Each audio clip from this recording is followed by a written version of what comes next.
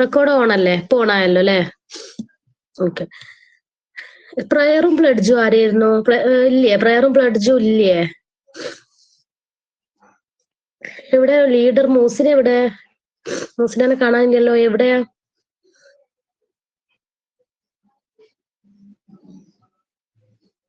Hello, പ്രയറും പ്ലഡ്ജും ഉണ്ടോ? ഒന്ന് പറയണേ.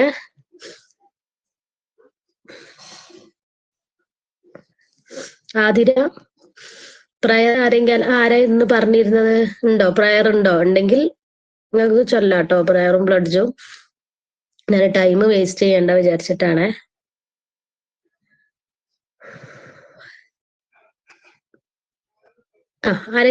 ആരായിരുന്നു? നിങ്ങൾക്ക് ഒരു അസൈൻമെന്റിന്റെ കാര്യം പറയാനുണ്ട് കേട്ടോ. ഞാൻ നിങ്ങളെ ഇത് പറഞ്ഞതിന് ശേഷം പറയാം.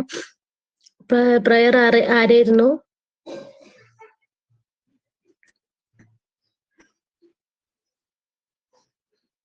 എല്ലാരും ജോയിൻ ആവുന്നുള്ളൂ അല്ലെ? എന്നെല്ലാവർക്കും തിരക്ക്.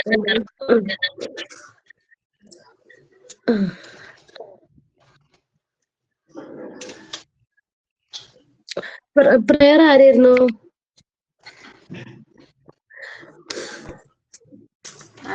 ഹലോ, ആണോ? പ്രയർ തുടങ്ങി വിചാരിച്ച് കുഴപ്പമില്ലല്ലോ? ഉണ്ടോ? അല്ലെങ്കിൽ നിങ്ങൾ ആരെങ്കിലും ചൊല്ലണോ? നിങ്ങൾ ആരെങ്കിലും ചൊല്ലണോ?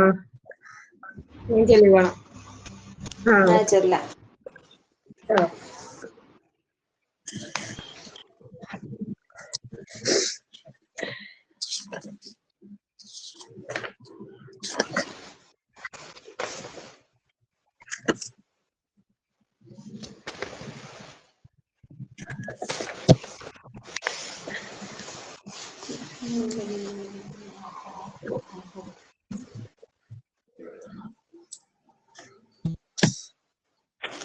ചൊല്ലിക്കോളൂ.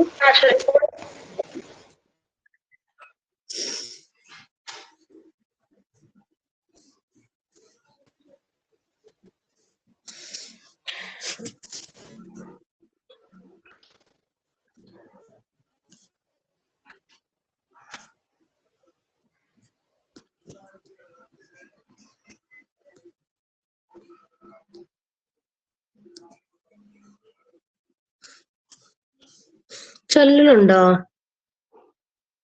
ആതിര ചൊല്ലുന്നുണ്ടോ? ഞാൻ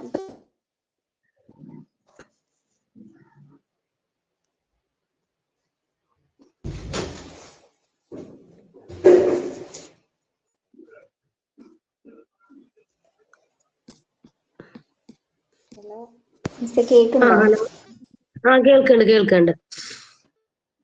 കേൾക്കണ്ട്.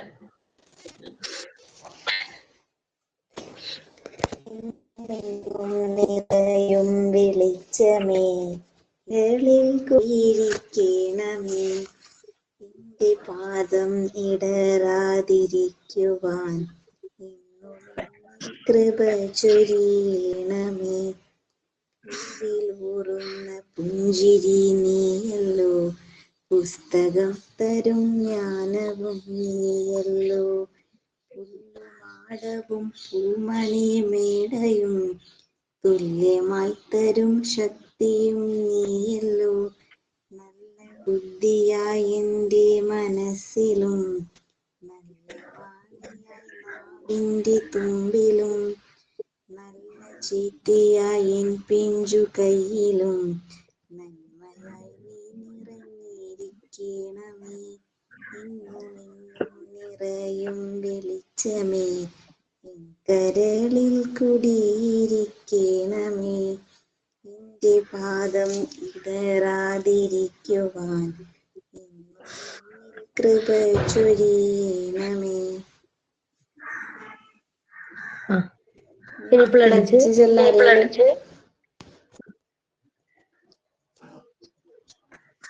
അതിന് ആരെങ്കിലും ചൊല്ലുണ്ടോ?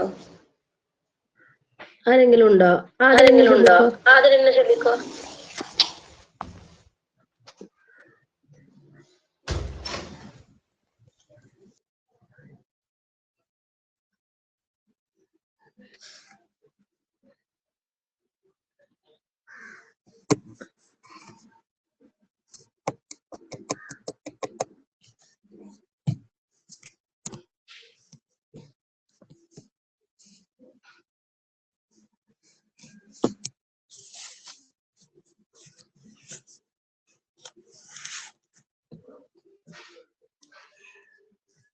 ഹലോ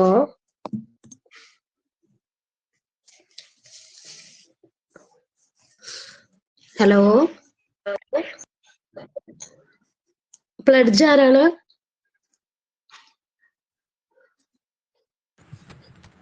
മിസ്സേ പ്ലജ് ചൊല്ലിക്കോട്ടെ? Maria. Okay. India is my country. All Indians are my brothers and sisters. I love my country and I am proud of its rich and varied heritage. I shall always strive to be worthy of it. I shall give my parents, teachers, and all elders respect and treat everyone with courtesy. To my country and my people, I pledge my devotion. In their well-being and prosperity alone lies my happiness. Jai Hind. Okay. നിങ്ങൾ ശനിയാഴ്ച ഏത് പോർഷനാ sir എടുത്തത്? Health and nutrition അല്ലായിരുന്നോ എടുത്തിരുന്നത്? ശനിയാഴ്ച ഞാൻ എടുക്കാത്ത class അന്ന് ഞാൻ എടുത്തിട്ടില്ലല്ലോ. അന്ന് അതിന്റെ ബാലൻസ് ആണോ സാർ എടുത്തത്? ഞാൻ എടുത്തതിന്റെ ബാലൻസ് ആണോ? സാറൊന്നും എടുത്തിട്ടില്ല മിസ്. അന്ന് ക്ലാസ് എടുത്തിട്ടില്ല? ഇല്ല. ശരി. ഞാൻ ഇന്നാണ് ക്ലാസ് എടുത്തിട്ടുണ്ട് എന്ന് വിചാരിച്ചു. അപ്പോ നമ്മള് കഴിഞ്ഞ ക്ലാസ്സിലേ നിങ്ങൾക്കില്ലേ അസൈൻമെന്റ് ഉണ്ട് കേട്ടോ. ഞാൻ ആദ്യം അസൈൻമെന്റിന്റെ കാര്യം പറയാം. പിന്നെ സാറ് പിന്നെ ഗ്രൂപ്പിൽ ഒന്നും കൂടെ പറയൂ കേട്ടോ. കാരണം അതിലെല്ലാരും ഇല്ലാത്ത ആൾക്കാരുണ്ടല്ലോ. 11 ആൾക്കാരല്ലേ കയറിയിട്ടുള്ളൂ. അപ്പോ 2 ചാപ്റ്റർ നമ്മൾ പ്രീ സ്കൂൾ മാനേജ്മെന്റ് ഉണ്ടല്ലോ, 2 ചാപ്റ്റർ അല്ല നമ്മളിപ്പോ കംപ്ലീറ്റ് ചെയ്തത്. ആ 2 ചാപ്റ്ററിന് നിങ്ങൾക്ക് ഇഷ്ടപ്പെട്ട ടോപ്പിക്, നിങ്ങൾക്ക് ഇഷ്ടപ്പെട്ട ഒരു 2 ടോപ്പിക് എടുത്തിട്ട് എന്ത് ചെയ്യണം? അസൈൻമെന്റ് എഴുതുക.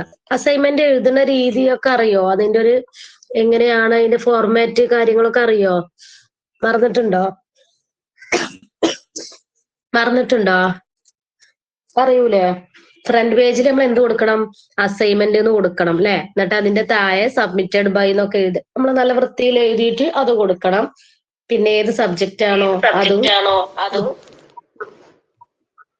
അതും കൊടുക്കണം. Introduction, conclusion. യെസ്, ഇൻട്രൊഡക്ഷൻ വേണം, കണ്ടന്റ്. അപ്പൊ നിങ്ങൾക്ക് ഇഷ്ടപ്പെട്ടല്ലേ? വ്യത്യസ്ത രീതിയിലാവുമല്ലോ എഴുതും. 2 ചാപ്റ്റർ കേട്ടോ, 2 chapter management of office system.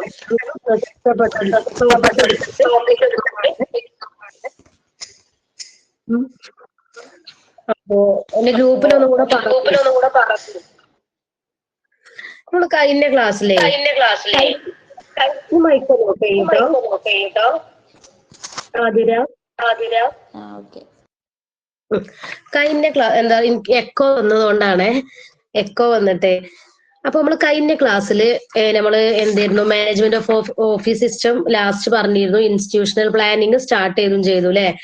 ഞാൻ നെക്സ്റ്റ് ക്ലാസ്സിൽ നിങ്ങൾക്ക് ബോർഡിൽ എഴുതി ഒന്നുകൂടെ കാണിച്ചു തരുന്നുണ്ട് കേട്ടോ. ഞാനിപ്പോ ഞാൻ പറഞ്ഞല്ലോ ഇന്ന് വീട്ടിലാണ്, പോയിട്ടില്ല. അപ്പൊ ഇത് നിങ്ങൾ മറക്കരുത് കേട്ടോ. അതായത് ഹൗ ടു ടേക്ക് അറ്റൻഡൻസ് എന്നുള്ളത് മറക്കരുത് കേട്ടോ. ഞാൻ ചോദിക്കേണ്ടത് ഇനി ഇൻസ്റ്റിറ്റ്യൂഷണൽ പ്ലാനിങ് ആണ് അല്ലെ? ഇൻസ്റ്റിറ്റ്യൂഷണൽ പ്ലാനിങ് ആണ് നമ്മൾ കഴിഞ്ഞ ക്ലാസ്സിൽ സ്റ്റാർട്ട് ചെയ്തിട്ടുള്ളത്. ഞാനൊന്ന് ചോദിക്കട്ടെ. എന്തായാലും എനിക്ക് ടൈപ്പ് ചെയ്തിട്ട് അടിയിൽ ആൻസർ ടൈപ്പ് ചെയ്തിട്ട് നിങ്ങൾ വിട്ടു തരണേ. Dash and orderly arrangement of the plans and programmes for the betterment of an institution. അതിന്റെ ആൻസർ ഒന്ന് ടൈപ്പ് ചെയ്യുക അടിയിൽ. Dash and orderly arrangement of the plans and programmes for the betterment of an institution. Type ചെയ്തോ? എല്ലാവരും type ചെയ്തോ കേട്ടോ. ഇത് important ആണ് കേട്ടോ ഈ ഒരു ക്വസ്റ്റ്യന്.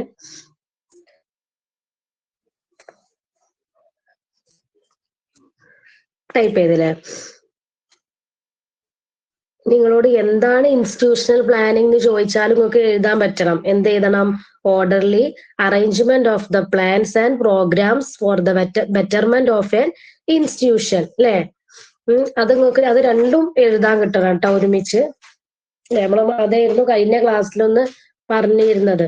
ഇനി നമുക്ക് അതിന്റെ ബാക്കി എടുക്കാം. ഒന്നുകൂടെ ഞാനത് വായിച്ചുതരാം കേട്ടോ. By the word institutional planning, സൗണ്ടിന് ചെറിയൊരു ഒരു കരകര ഉണ്ടാവും കേട്ടോ ചില സമയത്ത്, സൗണ്ട് ഇങ്ങനെ ക്ലിയർ ആയി വരുന്നേ ഉള്ളൂ. By the word institutional planning, we mean an orderly arrangement of the plans and programs for the betterment of an institution. ഞാൻ പറഞ്ഞിരുന്നു എന്താണ് ഇൻസ്റ്റിറ്റ്യൂഷണൽ പ്ലാനിങ് എന്നുള്ളത് അല്ലെ, നമ്മൾ കഴിഞ്ഞ ക്ലാസ്സിൽ പറഞ്ഞിരുന്നു. ഒരു സ്ഥാപനം അല്ലെ, ഒരു സ്ഥാപനം എന്നാൽ എന്താണ്, അതിന്റെ പുരോഗതിക്കും അതുപോലെ അതിന്റെ ആവശ്യങ്ങള്, അവിടുത്തെ പദ്ധതികള്, പ്രവർത്തനങ്ങളൊക്കെ ഉണ്ടാവും. ഇത് നമ്മൾ എന്ത് ചെയ്യുന്നതാണ്, മുൻകൂട്ടി പ്ലാൻ ചെയ്യുന്നതാണ് എന്ത്, ഇൻസ്റ്റിറ്റ്യൂഷണൽ പ്ലാനിങ്. അത് നിങ്ങൾ ഏത് ഉറക്കത്തിൽ ചോദിച്ചാലും ആൻസർ പറയൂലേ അല്ലെ, എന്താണ് ഇൻസ്റ്റിറ്റ്യൂഷണൽ പ്ലാനിങ്, അതുപോലെ അതിന്റെ ആ ഒരു ഡാഷ് വെച്ച് ചോദിച്ചാലും നിങ്ങൾക്ക് കിട്ടുമല്ലോ അല്ലെ. A well-planned schedule is needed to improve the functions of any institution. അല്ലെ, അതായത് നമ്മൾ എന്തെങ്കിലും, അതായത് ഒരു സ്കൂളിൽ നമ്മൾ പറഞ്ഞിരുന്നു നമ്മൾ എന്ത് വേണം, ഒരു ഷെഡ്യൂൾ വേണ്ടേ നമുക്ക്. ഒരു ഫംഗ്ഷൻ ഒക്കെ വെക്കുകയാണ് ഇൻസ്റ്റിറ്റ്യൂഷനിൽ എന്ന് വിചാരിക്കുക, ഒരു ഷെഡ്യൂൾ ഇല്ലാതെ നാളെ ഇൻസ്റ്റിറ്റ്യൂഷൻ നമ്മളോട് പറഞ്ഞിരുന്നു നാളെ പ്രോഗ്രാം ഉണ്ട്, നമുക്ക് അങ്ങനെ വെക്കാൻ പറ്റൂല അല്ലല്ലോ. നിങ്ങൾക്ക് ഒരു ക്യാമ്പ് ഉണ്ട് വിചാരിക്കുകയാണ്, അപ്പൊ നമ്മൾ പറഞ്ഞു നിങ്ങളോട് പറഞ്ഞു ക്യാമ്പ് ഉണ്ട്, പക്ഷെ നമ്മൾ അതിന്റെ മുൻകൂട്ടി നമ്മൾ അറിയിക്കും അല്ലെ, ഇങ്ങനെ ഉണ്ട് എല്ലാവർക്കും വരാൻ പറ്റൂല എന്നൊക്കെ ചോദിച്ചിട്ട് നിങ്ങളോട് നമ്മൾ സംസാരിച്ചതിന് ശേഷമാണ് നമ്മൾ എന്ത് ചെയ്യാ, ഫിക്സ് ചെയ്യുള്ളൂ അല്ലെ. അപ്പോ അതാണ് ഞാൻ പറഞ്ഞത് കേട്ടോ. A well planned schedule is needed to improve the functions of any institution അല്ലെ. അപ്പൊ നമ്മള് ഒരു സ്കൂള്, അതായത് ഒരു സ്ഥാപനം നല്ല രീതിയിൽ പ്രവർത്തിക്കാൻ നമുക്ക് അവിടെ എന്ത് ആവശ്യമാണ്, ഒരു ഷെഡ്യൂള് ആവശ്യമാണ്. The planning should be done in such a way that the resources of the school and the community have to be utilized maximum. എന്ന് പറഞ്ഞാൽ എന്താണ്, ഇതുവരെയായിരുന്നു കഴിഞ്ഞ ക്ലാസ്സിൽ എടുത്തത് തോന്നുന്നു അല്ലെ, ഇത്രയല്ലേ നമ്മൾ എടുത്തിരുന്നത്. നമ്മൾ സ്കൂളിലെയും സമൂഹത്തിലെയും അല്ലെ, നമ്മൾ സ്കൂളിലും സമൂഹത്തിലൊക്കെ നമ്മൾ അവിടെയും കൂടെ എന്ത് ചെയ്യുന്നുണ്ട്, യൂട്ടിലൈസ് ചെയ്യുന്നുണ്ട് പ്ലാൻ. ഞാൻ പറഞ്ഞിരുന്നു പ്ലക്കാർഡൊക്കെ പിടിച്ചു പോണ കുറച്ച് കാര്യങ്ങളൊക്കെ, അപ്പൊ അവിടെയും കൂടെ യൂട്ടിലൈസ്ഡ് ചെയ്തിട്ടാണ് നമ്മൾ എന്ത് ചെയ്യുന്നത്, ഓരോ കാര്യങ്ങളും പ്ലാൻ ചെയ്യുന്നത് അല്ലെ. സ്കൂളും നമ്മളെ സമൂഹത്തിനെയും കൂടെ അവർക്കും കൂടെ എന്താണ് കുറച്ച് കാര്യങ്ങൾ കിട്ടാൻ വേണ്ടിയിട്ടാണ് നമ്മൾ എന്ത് ചെയ്യുന്നത്, പ്ലാൻ ചെയ്യുന്നത് അല്ലെ. അവിടുത്തെ അതായത് എന്തൊക്കെയാണ് ഞാൻ പറഞ്ഞുതരാം. നമ്മൾ കെട്ടിടങ്ങൾ ഉണ്ടാവൂലേ, കെട്ടിടം, പിന്നെ അതുപോലെ അധ്യാപകർ, വിദ്യാർത്ഥികൾ, രക്ഷിതാക്കൾ, മറ്റു സൗകര്യങ്ങൾ, ഇതൊക്കെ നമ്മൾ എന്ത് ചെയ്യണം, എല്ലാ കാര്യങ്ങളും പരമാവധി നമ്മൾ എന്ത് ചെയ്യണം, നല്ല രീതിയിൽ തയ്യാറാക്കണം എന്നാണ് പറഞ്ഞത് കേട്ടോ. അതിന്റെ ബാക്കി ഞാൻ വായിക്കാം. A school system consist of many activities which are വെരീഡ് and often changing. എന്ന് പറഞ്ഞാൽ എന്താണ്, നമ്മൾ സ്കൂൾ സിസ്റ്റത്തിൽ അല്ലെ, നമ്മളെ സ്കൂൾ സിസ്റ്റത്തിൽ ഒരുപാട് ആക്ടിവിറ്റീസ് ഉണ്ടാവും. ഈ ഒരുപാട് ആക്ടിവിറ്റീസ് ഒക്കെ ഉണ്ടാകുമ്പോ നമുക്ക് എന്താണ് അതിൽ മാറ്റങ്ങൾ ഉണ്ടാകുക. ഓരോ സ്ഥാപനത്തിനും ഓരോ ലക്ഷ്യങ്ങൾ ഉണ്ടാവും അല്ലെ, ഞാൻ പറഞ്ഞിരുന്നു ഓരോ സ്ഥാപനത്തിനും ഓരോ ലക്ഷ്യങ്ങൾ ഉണ്ടാവും. അതാ ലക്ഷ്യങ്ങളാണ് കേട്ടോ നെക്സ്റ്റ് പറയുന്നത്. അപ്പൊ ഓരോ സ്കൂളിലും ഓരോ സിസ്റ്റം ഉണ്ടാവും, ഓരോ ആക്ടിവിറ്റീസ് ഉണ്ടാവും. ഈ ഓരോ ആക്ടിവിറ്റീസ് ചെയ്യുമ്പോഴും എന്തുണ്ടാവും, കുട്ടികൾക്കായാലും സമൂഹത്തിനായാലും ചേഞ്ച് ഉണ്ടാവും ഇല്ലേ. നമ്മളൊന്നും ചെയ്യാതെ ഇങ്ങനെ ഇരുന്നിട്ട് നിങ്ങൾക്ക് അറിയാൻ പറ്റും, നമ്മൾ ലഹരിക്കെതിരെ കുറെ കണ്ടിട്ടില്ലായിരുന്നോ, ലഹരി എന്ന് പറഞ്ഞിട്ട് അതിനെതിരെ കുറെ സോങ്ങുകൾ ഇറക്കി. അതുപോലെ കുട്ടികൾക്കും കൂടെ മനസ്സിലായി, കുട്ടികൾക്ക് മാത്രമല്ല കമ്മ്യൂണിറ്റി, നമ്മളെ സൊസൈറ്റിക്കും കൂടെ മനസ്സിലാവുന്ന രീതിയിലാണ് ഒരു സ്ഥാപനം അത് പ്ലാൻ ചെയ്യണത് അല്ലെ, നമ്മൾ കണ്ടിട്ടുണ്ടായിരുന്നു. അപ്പൊ അങ്ങനെയൊക്കെ നടത്തിയാൽ മാത്രമേ എന്തുണ്ടാവുള്ളൂ, ചേഞ്ചസ് ഉണ്ടാവുള്ളൂ അല്ലെ. അങ്ങനെയൊക്കെ നടത്തണം അല്ലെ. നമ്മൾ വെറും സ്കൂളുകൾ പഠനം മാത്രമായാൽ എന്ത് കാരണം കുട്ടികൾക്ക് പൊതുവിജ്ഞാനം ഉണ്ടാവൂല അല്ലെ. കാരണം അല്ലെങ്കിൽ എന്താണ് ഇങ്ങനത്തെ സംഭവങ്ങളൊക്കെ പോയി കഴിക്കൂലേ. അപ്പൊ ചെറിയ കുട്ടികൾക്ക് വരെ മുട്ടായി കൊടുത്ത് അതില് മയക്കുള്ള കാലത്തിലാണ് നമ്മളിപ്പോ ജീവിക്കുന്നത്. അതുകൊണ്ട് സ്കൂളുകളിലൊക്കെ നന്നായിട്ട് എന്ത് ചെയ്യണം, ഇങ്ങനത്തെ ആക്ടിവിറ്റീസ് ഒക്കെ കൊണ്ടുവന്നാൽ ചേഞ്ചസ് ഉണ്ടാകുമെന്നാണ് പറഞ്ഞത് കേട്ടോ. The main objectives of institutional planning, ഇത് ഇമ്പോർട്ടന്റ് ആണ്, ഇനി വരാൻ പോകുന്ന ഈ point. The main objectives of institutional planning includes improvement in the outcome of the students, teaching, learning methods, co-curricular activities and professional development of teachers. അല്ലെ? ഏതൊക്കെയാണ് പറഞ്ഞത്? ഏതൊക്കെയാണ് മെയിൻ ഒബ്ജക്റ്റീവ്സ്? നമ്മളെ സ്ഥാപനത്തിന് പ്ലാൻ ചെയ്യാൻ വേണ്ടിയിട്ട് കുറച്ച് പ്രധാന ലക്ഷ്യങ്ങളുണ്ട്. ഏതൊക്കെയാണ് ആ പ്രധാന ലക്ഷ്യങ്ങളാണ് പറഞ്ഞത്? മെയിൻ ഒബ്ജക്റ്റീവ്സ് നമ്മളെ സ്കൂളുകൾ ഇമ്പ്രൂവ് ആവാൻ വേണ്ടിയിട്ടുള്ളത് നോക്കാം. ഏതൊക്കെയാണ് ഫസ്റ്റ് പറഞ്ഞത്? Outcome of the students. നമ്മളെ വിദ്യാർത്ഥികളുടെ എന്ത് നമ്മൾ മെച്ചപ്പെടുത്തണം? എന്താണ് നമ്മൾ ഇമ്പ്രൂവ് ചെയ്യേണ്ടത്? ടീച്ചിങ് ലേണിംഗ് മെത്തേഡ്സ് അല്ലെ? കുട്ടികളുടെ പഠന നിലവാരം മെച്ചപ്പെടുത്തണം. വേണ്ടേ? പഠന നിലവാരം നമ്മൾ മെച്ചപ്പെടുത്തണം. കോ കരിക്കുലർ ആക്ടിവിറ്റീസ് എന്താണ്? കോ കരിക്കുലർ കേട്ടിട്ടുണ്ടോ? കോ കരിക്കുലർ നിങ്ങൾ കേട്ടിട്ടില്ലേ? പഠനം അതുപോലെ പഠിപ്പിക്കുക അല്ലെ? നമ്മള് കോ കരിക്കുലർ എന്ന് പറഞ്ഞാല് 2 ആക്ടിവിറ്റീസുകൾ ഉൾപ്പെടും അല്ലെ? നമ്മളെ പഠനവും അതുപോലെ പഠിപ്പിക്കലും അല്ലെ? ഇത് രണ്ടും എന്തിലും ഇവിടെ ഉണ്ട്? ഈ ആക്ടിവിറ്റീസിൽ ഇൻക്ലൂഡ് ചെയ്യുന്നുണ്ട്. അതുപോലെ തന്നെ പ്രൊഫഷണൽ ഡെവലപ്മെന്റ് ഓഫ് ടീച്ചേഴ്സ് അല്ലെ? പ്രൊഫഷണൽ ഡെവലപ്മെന്റ് ഓഫ് ടീച്ചേഴ്സ് എന്ന് പറഞ്ഞാൽ എന്താണ്? ഇപ്പൊ കുറച്ച് ദിവസമായിട്ട് ബുക്കിലൊക്കെ നോക്കിയിട്ട് നമുക്ക് എന്താ പറയാ, കണ്ണിനൊക്കെ ഭയങ്കര കുറെ ദിവസം ഇപ്പൊ ഒരാഴ്ച, ഒരു വീക്കായല്ലോ ബുക്ക് എടുത്ത് നോക്കിയിട്ട് ഒരു വീക്കായി. അല്ലെങ്കിൽ അവിടെ നമ്മൾ പോകുമ്പോ എടുത്ത് നോക്കലുണ്ടല്ലോ. അപ്പൊ അവിടെയും പോയിട്ട് ഒരു വീക്കായിട്ട് നമ്മൾ ബുക്ക് നോക്കുമ്പോ കണ്ണിന് എന്തോ ഒരു സ്പാർക്ക് പോലെ ഇന്നതുകൊണ്ട് എന്താണ് റെഡി ആവാനുണ്ട്, ഒന്നും റെഡി ആവാണ്ട്. അപ്പൊ നമ്മൾ എന്തൊക്കെയാ പറഞ്ഞത്? വിദ്യാർത്ഥികളുടെ പഠന നിലവാരം മെച്ചപ്പെടുത്തണം. അതുപോലെ എന്താ പറഞ്ഞത്? നെക്സ്റ്റ് എന്താണ്? പഠിപ്പിക്കുന്ന രീതി മെച്ചപ്പെടുത്താനുണ്ട്. പിന്നെ നെക്സ്റ്റ് എന്തായിരുന്നു പറഞ്ഞത്? Professional development of teachers. ഈ ടീച്ചേഴ്സ് എങ്ങനെ ആയിരിക്കണം? പ്രൊഫഷണൽ ആയിട്ട് വികസനം ഉണ്ടായിരിക്കണം. വേണ്ടേ? എന്തെങ്കിലുമൊക്കെ അതായത് നമ്മൾ ടീച്ചേഴ്സിനെ ഇറക്കുമ്പോൾ അത്യാവശ്യം പ്രൊഫഷണൽ ആയിട്ടുള്ള ടീച്ചേഴ്സ്മാരെ നമ്മൾ എന്ത് ചെയ്യണം? അല്ലെ? ഇറക്കണ്ടേ? അപ്പൊ പ്രൊഫഷണൽ ഡെവലപ്മെന്റ് ഓഫ് ടീച്ചേഴ്സ്. ഇത്രയും കാര്യങ്ങളാണ് കേട്ടോ. ഏതൊക്കെയാണ് main objectives of institutional planning എന്ന് പറയുമ്പോൾ നമ്മൾ ഏതൊക്കെയാണ്? ഔട്ട്കം ഓഫ് ദ സ്റ്റുഡൻസ്, അതായത് improvement in the first one ആണ് കേട്ടോ. Improvement in the outcome of the students. Next എന്താ പറഞ്ഞത്? ടീച്ചിങ് ലേണിംഗ് മെത്തേഡ്സ് അല്ലെ? കോ curricular activities, professional development of teachers. അതിന് 2 പോയിന്റ് ഒന്ന് എല്ലാവരും ഒന്ന് എഴുതി അയക്കണേ, എന്നാൽ നിങ്ങളെ മൈൻഡിൽ അത് നിന്നോളൂ. 2 പോയിന്റ് കേട്ടോ. What are the main objectives of institutional planning എന്ന് ചോദിച്ചാല് 2 പോയിന്റ്സ്. ഫുള്ള് എഴുതണ്ട, ഒരു 2 പോയിന്റ് എല്ലാവരും പെട്ടെന്ന് നിങ്ങൾക്ക് ക്യാച്ച് ചെയ്യാൻ പറ്റിയിട്ടുള്ള 2 പോയിന്റ് ഒന്ന് എഴുതുക. എഴുതണേ.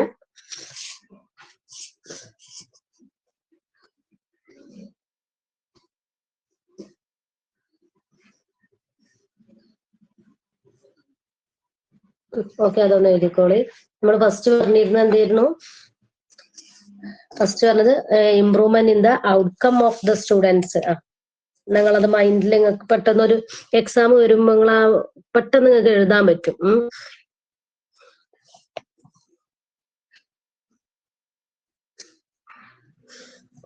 Outcome of the students എഴുതില്ലേ?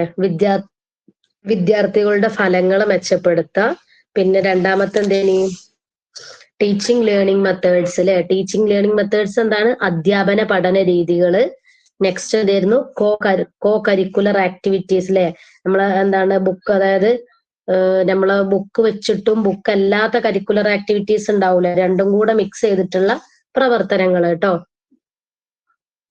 പിന്നെ ലാസ്റ്റ് വൺ എന്താണ്? അധ്യാപകരുടെ പ്രൊഫഷണൽ വികസനം. ഇത്രയും കാര്യങ്ങളാണ് നമ്മള് main objectives of institutional planning. Important ആണ്, നിങ്ങൾ പഠിച്ചിരിക്കണം കേട്ടോ. ഇൻസ്റ്റിറ്റ്യൂഷണൽ പ്ലാനിങ് എന്താന്ന് പഠിച്ചിരിക്കുക. അതുപോലെ തന്നെ എന്താണ് main objectives of institutional planning. ഈ 2 പോയിന്റും ഇമ്പോർട്ടന്റ് ആട്ടോ. സിമ്പിൾ അല്ലേ? വലിയ ബുദ്ധിമുട്ടില്ലല്ലോ. ഔട്ട്കം ഓഫ് ദ സ്റ്റുഡൻസ് അല്ലെ? Improvement in the outcome of the students, teaching learning methods, co curricular activities and professional development of teachers അല്ലെ? എന്തൊക്കെയാ പറഞ്ഞത്? വിദ്യാർത്ഥികളുടെ ഫലങ്ങൾ മെച്ചപ്പെടുത്തുക, അധ്യാപന പഠന രീതികളും, പിന്നെയോ അതായത് നമ്മളെ പഠനവും അല്ലാത്ത പുറത്തുള്ള പ്രവർത്തനങ്ങൾ ഉണ്ടാവല്ലോ അതും, പിന്നെ അധ്യാപകരുടെ പ്രൊഫഷണൽ വികസനം. ഇത്രയും കാര്യങ്ങളാണ് ഇൻക്ലൂഡ് ചെയ്തിട്ടുള്ളത് എന്തില്? മെയിൻ ഒബ്ജക്റ്റീവ്സ് ഓഫ് ഇൻസ്റ്റിറ്റ്യൂഷണൽ പ്ലാനിങ്ങിൽ കേട്ടോ. എഴുതിയല്ലോ?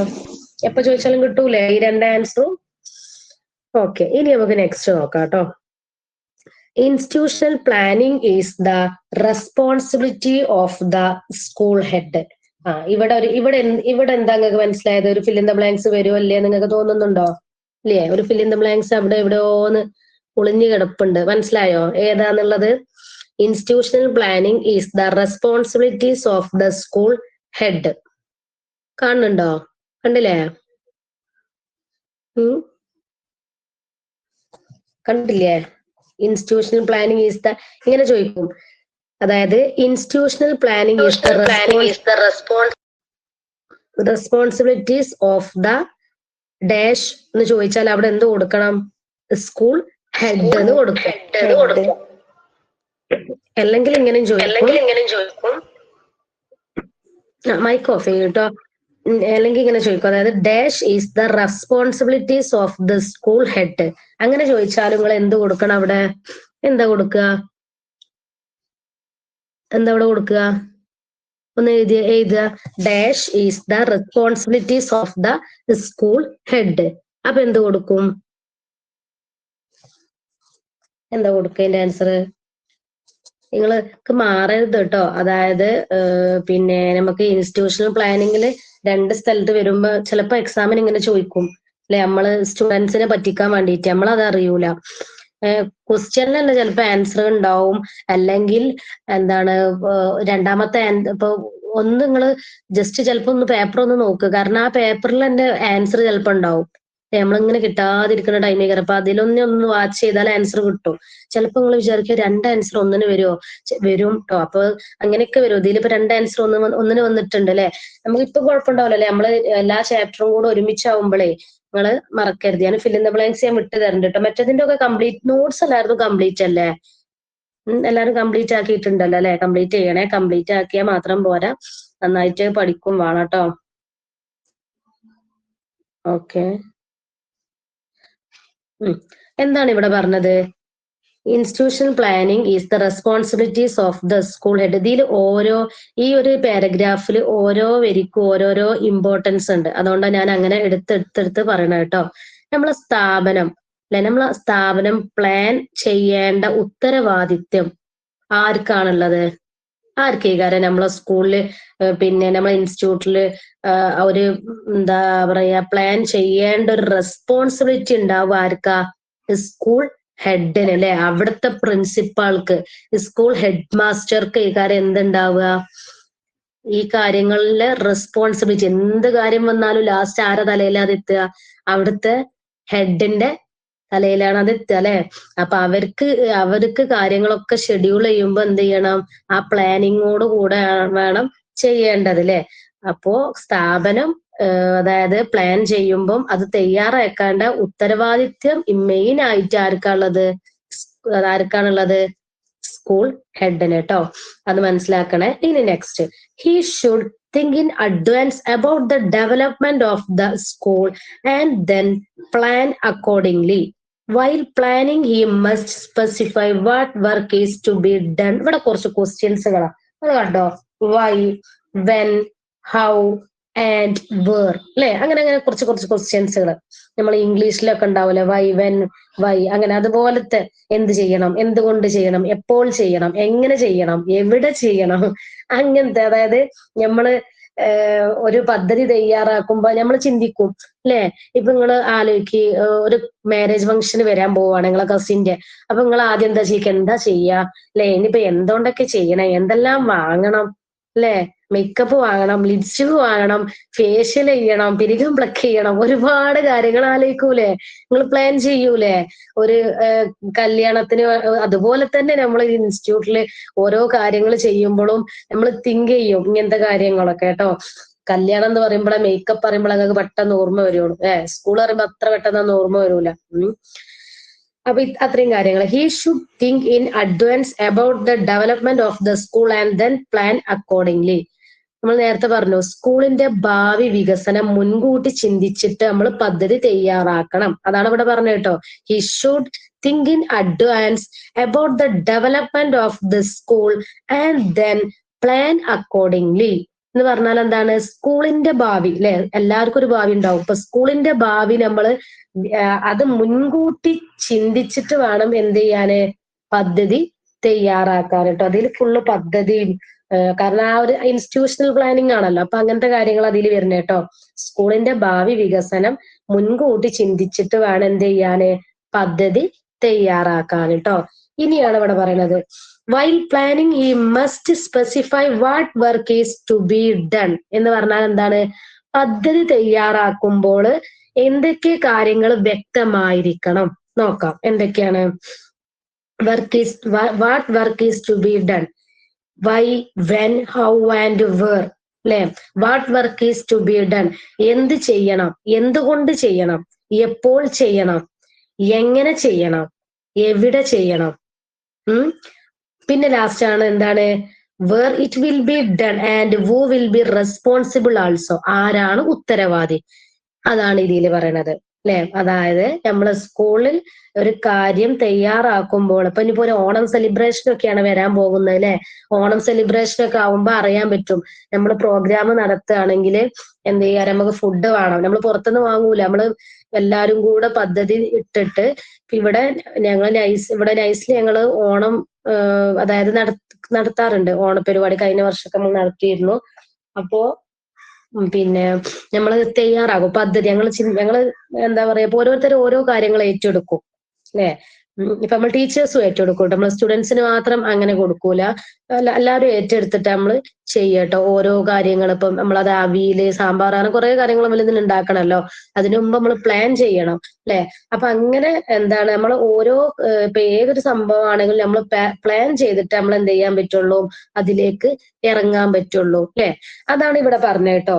മനസ്സിലായോ എല്ലാവർക്കും? ഇപ്പൊ ലാസ്റ്റ് പറഞ്ഞത്, പദ്ധതി തയ്യാറാക്കുമ്പോൾ നമ്മൾ എന്തൊക്കെ കാര്യങ്ങളാണ് ചെയ്യേണ്ടത്, എന്ത് ചെയ്യണം, എന്തുകൊണ്ട് ചെയ്യണം, എപ്പോൾ ചെയ്യണം. കണ്ടോ അവിടെ വെൻ, ഹൗ, പിന്നെ അതുപോലെ വേർ. അപ്പൊ എപ്പോൾ ചെയ്യണം, എങ്ങനെ ചെയ്യണം, എവിടെ ചെയ്യണം, ലാസ്റ്റ് ആണ് who will be responsible also എന്ന് പറഞ്ഞത്, ആരാണ് ഉത്തരവാദി അല്ലെ. ഇത്രയും കാര്യങ്ങളാണ് ഇത്രയും കാര്യങ്ങളാണ് ഈ ഒരു ഇൻസ്റ്റിറ്റ്യൂഷണൽ പ്ലാനിങ്ങിൽ വരുന്നത്. ഇതിൽ ഇമ്പോർട്ടന്റ് ആയിട്ടുള്ളത് എന്ന് പറഞ്ഞാല്, ഫസ്റ്റ് നമ്മൾ പറഞ്ഞ ഇൻസ്റ്റിറ്റ്യൂഷണൽ പ്ലാനിങ് എന്തായിരുന്നു, orderly arrangement of the plans and programmes for the betterment of an institution അല്ലെ, നമ്മളത് പറഞ്ഞു. സെക്കൻഡ് ഇമ്പോർട്ടന്റ് ആയിട്ടുള്ള ഏതായിരുന്നു, main objectives of institutional planning ഏതൊക്കെ ഞങ്ങൾ എഴുതിയിരുന്നു, എന്തായിരുന്നു, improvement in the outcome of the students, അതുപോലെ teaching learning methods, co curricular activities, professional development of teachers. Next പറഞ്ഞൊരു പോയിന്റും കൂടെ ഉണ്ട്, institutional planning is the responsibility of the school head. ഇത്രയും കാര്യങ്ങൾ മനസ്സിലായോ അല്ലയോ? ഒന്ന് ടൈപ്പ് ചെയ്ത് അയക്കണേ, ഒന്ന് ടൈപ്പ് ചെയ്യണേ. ചെറുതായിട്ട് മൂക്കൊണ്ടാ സംസാരിക്കണം കേട്ടോ. മൂക്ക് അടഞ്ഞിട്ട് മൂക്കൊന്നൊന്ന് തുറക്കാനുണ്ട്. മൂക്ക് കൊണ്ട് അടഞ്ഞാല് ഭയങ്കര ബുദ്ധിമുട്ടാണല്ലോ. കിടക്കണ സമയത്ത്, എണീച്ചെടുക്കുമ്പോ കുഴപ്പമില്ല, കിടക്കുന്ന സമയത്ത് ഭയങ്കര ഒരു ബുദ്ധിമുട്ടാ. ഓക്കെ, ക്ലിയർ ആണല്ലോ. ഇനി നമുക്ക് നെക്സ്റ്റ് ടോപ്പിക് എടുക്കാം കേട്ടോ. ഫാക്ടേഴ്സ് ഇൻഫ്ലുവൻസ് പ്ലാനിങ് അല്ലെ. ഫാക്ടേഴ്സ് ഇൻഫ്ലുവൻസ് പ്ലാനിങ് നിങ്ങൾ എവിടെയും കേട്ടിട്ടുണ്ടോ?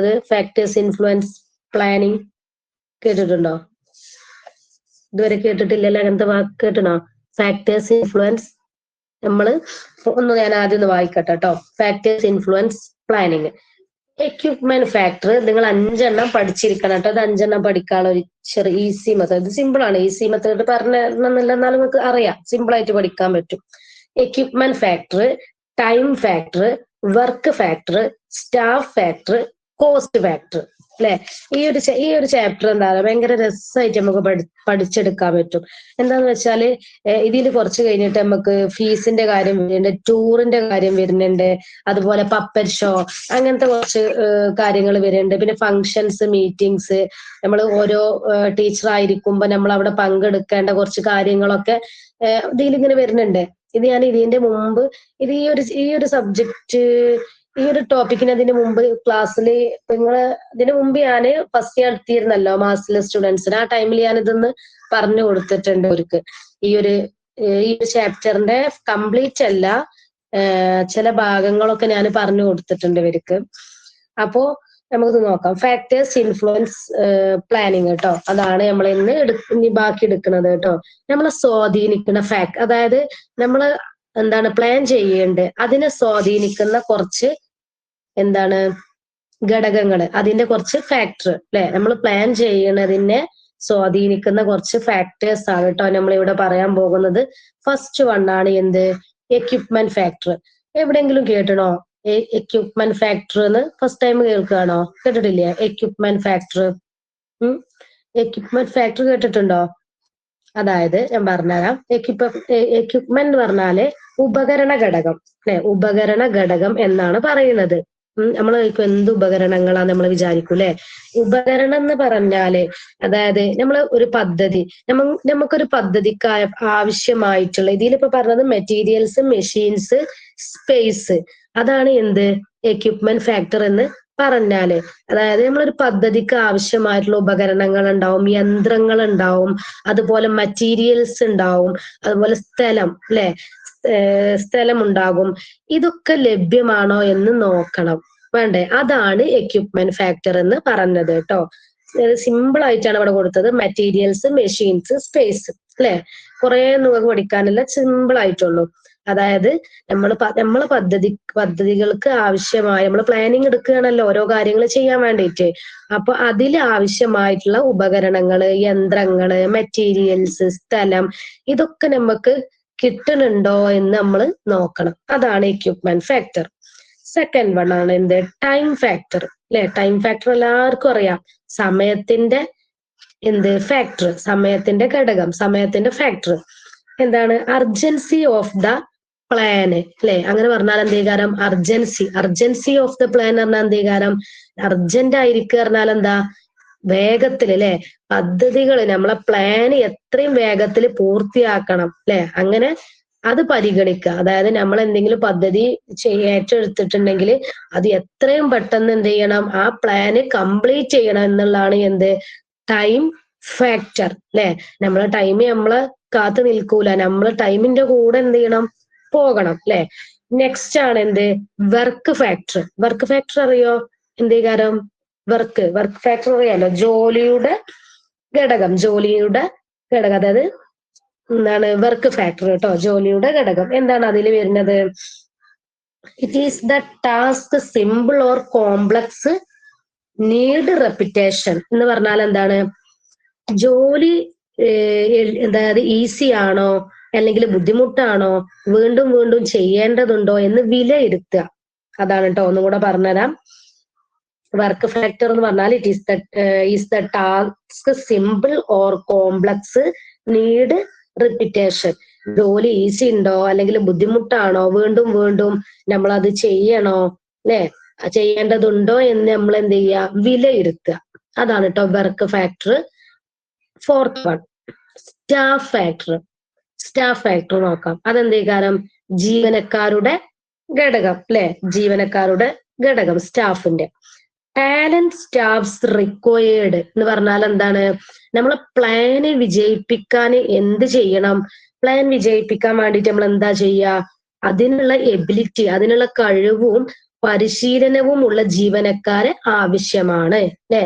അതിനുള്ള കഴിവും അതുപോലെ എക്സ്പീരിയൻസ് ഉള്ള ജീവനക്കാരെ ആവശ്യമാണ്. അതാണ് സ്റ്റാഫ് ഫാക്ടർ. അടുത്തത് കോസ്റ്റ് ഫാക്ടർ. കോസ്റ്റ് പറഞ്ഞാൽ എന്തേകാരം? ചെലവ് അല്ലെ. നമ്മളെ ചെലവിന്റെ ഘടകം. അതെന്താണ്? Whether useful to students, teachers or community എന്ന് പറഞ്ഞാൽ എന്താണ്? പദ്ധതിക്ക് വരുന്ന ചെലവ് അല്ലെ. നമ്മൾ അവിടെ എന്തെങ്കിലും കാര്യങ്ങൾ, നമ്മൾ എന്തെങ്കിലും പ്രോഗ്രാം ചെയ്തിട്ട് അതിന് വരുന്ന ചെലവ് അതെന്താണ്? അത് ന്യായമാണോ അല്ലെങ്കിൽ അത് വിദ്യാർത്ഥികൾക്കും അധ്യാപകർക്കും സമൂഹത്തിനും പ്രയോജനം ആയിട്ടുണ്ടോ എന്ന് പരിശോധിക്കുക. ഒന്നും കൂടെ പറഞ്ഞുതരാം. ഫാക്ടേഴ്സ് ഇൻഫ്ലുവൻസ് പ്ലാനിങ് എന്ന് പറഞ്ഞാൽ എന്തായിരുന്നു? അതായത് നമ്മളെ പ്ലാനിങ്ങിനെ സ്വാധീനിക്കുന്ന കുറച്ച് ഫാക്ടേഴ്സ് ആണ്. Equipment factor, time factor, work factor, staff factor, cost factor. First one ആണ് എന്ത്? Equipment factor. എക്യുപ്മെന്റ് ഫാക്ടറിൽ വരുന്നതാണ് മെറ്റീരിയൽസ്, മെഷീൻസ്, സ്പേസ്. അപ്പോ എക്യുപ്മെന്റ് ഫാക്ടർ എന്നാൽ ഉപകരണ ഘടകമാണ്. അതെന്താണ്? നമ്മളെ പദ്ധതികൾക്ക് ആവശ്യമായിട്ടുള്ള ഉപകരണങ്ങള്, യന്ത്രങ്ങള്, മെറ്റീരിയൽസ്, അല്ലെ, സ്ഥലങ്ങള്, ഇത് ലഭ്യമാണോ എന്ന് നോക്കണം. Second one, time factor. Time factor നമ്മൾ പറഞ്ഞു എന്താണ്? Urgency of the plan. നമ്മൾ എന്ത് പ്ലാൻ ചെയ്യുകയാണെങ്കിലും അതെന്ത് ചെയ്യുക, എത്ര വേഗത്തിൽ നമ്മൾ പൂർത്തിയാക്കണം എന്ന് നമ്മൾ തന്നെ പരിഗണിക്കുക. വർക്ക് ഫാക്ടർ, ജോലിയുടെ ഘടകം. എന്താണ് അതില് ജോലിയുടെ ഘടകം? It is the task simple or complex need repetition. അതായത് നമ്മളെ ജോബ് ഈസി ആണോ അല്ലെങ്കിൽ ബുദ്ധിമുട്ടാണോ, വീണ്ടും വീണ്ടും ചെയ്യണോ എന്ത് ചെയ്യുക, വിലയിരുത്തുക. Staff factor. സ്റ്റാഫ് ഫാക്ടർ എന്താണ്? Talented staffs required. അതായത് ജീവനക്കാരുടെ ഘടകമാണ് സ്റ്റാഫ് ഫാക്ടർ. നമ്മൾ എന്തെങ്കിലും പ്ലാന് വിജയിപ്പിക്കാന് നമ്മൾ എന്ത് ചെയ്യണം? കഴിവും പരിശീലനവും ഉള്ള ജീവനക്കാരെ ആവശ്യമാണ്, അല്ലെ? നമുക്ക് എന്തെങ്കിലും പ്ലാൻ ചെയ്യുകയാണെങ്കിൽ അതിന് എബിലിറ്റി വേണം. അത് ആ ടീച്ചർക്ക് എബിലിറ്റിയും അതുപോലെ എന്ത് വേണം? എക്സ്പീരിയൻസ് ഉണ്ടെങ്കിൽ നമുക്ക് ആ പദ്ധതി എന്ത് ചെയ്യാൻ പറ്റും? സക്സസ് ആക്കാൻ പറ്റുമെന്നാണ് പറഞ്ഞത് കേട്ടോ. നെക്സ്റ്റ്, കോസ്റ്റ് ഫാക്ടർ, ചെലവിന്റെ ഫാക്ടർ, അല്ലെ? അതെന്താണ് വരുന്നത്?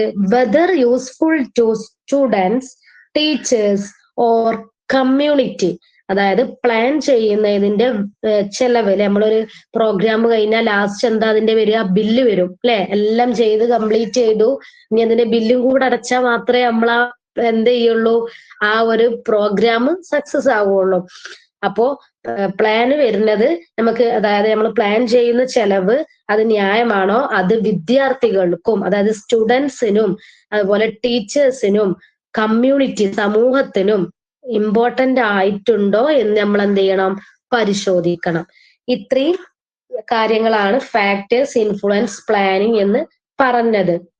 ഇപ്പൊ നിങ്ങൾക്ക് ഈസി ആയിട്ട് മനസ്സിലാക്കാൻ പറ്റും. എങ്ങനെ അറിയോ? ഇപ്പൊ നമ്മളിങ്ങനെ പഠിച്ചാൽ മതി. ഇങ്ങനെ equipment, time, work, staff, cost. ഓരോരോ ഇപ്പൊ എക്യുപ്മെന്റ് ഒരു ഹൈഫണ്, ടൈം ഒരു ഹൈഫണ്, വർക്ക്, സ്റ്റാഫ്, കോസ്റ്റ്, അല്ലെ? സമയം, ജോലി, ഉപകരണങ്ങൾ, സമയം, ജോലി, ജീവനക്കാര്, ചെലവ്. Equipment, time, work, staff, cost. ഇതൊന്നും എല്ലാവരും എനിക്കൊന്ന് എഴുതി അയക്കണം. ഇപ്പൊ തന്നെ എഴുതണേ.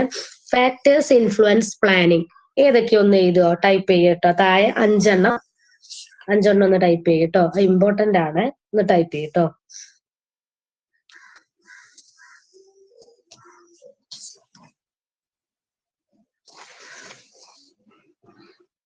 Factors influence planning. എക്സാമിന്റെ ടൈമിലൊക്കെ നിങ്ങൾ ക്വസ്റ്റ്യൻ നന്നായിട്ട് വായിച്ചിട്ട് ആൻസർ എഴുതണേ. ക്വസ്റ്റ്യൻ നന്നായിട്ട് നമ്മൾ പെട്ടെന്ന് നമുക്ക് അറിയണ ആൻസർ ആയിരിക്കാം, അല്ലെ? പക്ഷെ എന്നാലും ക്വസ്റ്റ്യൻ നോക്കിയിട്ട് വേണം എന്ത് ചെയ്യാന്? ആൻസർ ചെയ്യാൻ കേട്ടോ.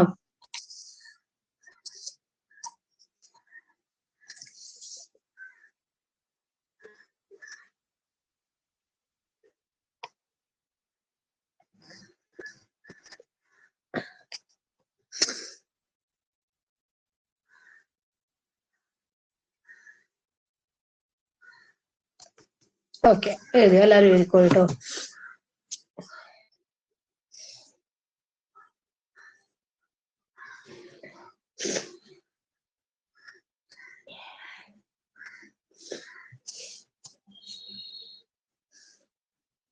എക്യുപ്മെന്റ്, ടൈം, വർക്ക്,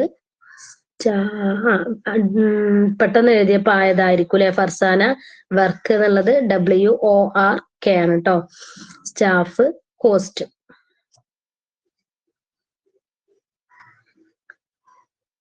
മറക്കരുത്, നിങ്ങൾക്ക് എപ്പോ ചോദിച്ചാലും കിട്ടണം കേട്ടോ. ഇൻസ്റ്റിറ്റ്യൂഷൻ പ്ലാനിങ്ങും അതുപോലെ തന്നെ അതിലെ മെയിൻ ഒബ്ജക്റ്റീവ്സ്, അതുപോലെ തന്നെ അതിന്റെ റെസ്പോൺസിബിലിറ്റി ഉള്ള സ്കൂൾ ഹെഡ്, പിന്നെ നെക്സ്റ്റ് പറഞ്ഞത് ഫാക്ടേഴ്സ് ഇൻഫ്ലുവൻസ് പ്ലാനിങ്. ഇത്രയും കാര്യങ്ങളാണ് ഈ ഒരു പോർഷനിൽ നമ്മൾ പറഞ്ഞിട്ടുള്ളത്.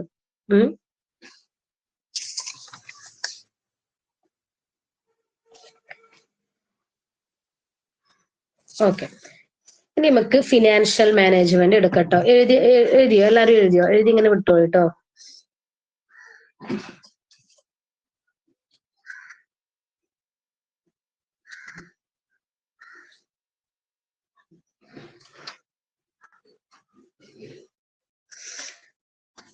ഓക്കെ.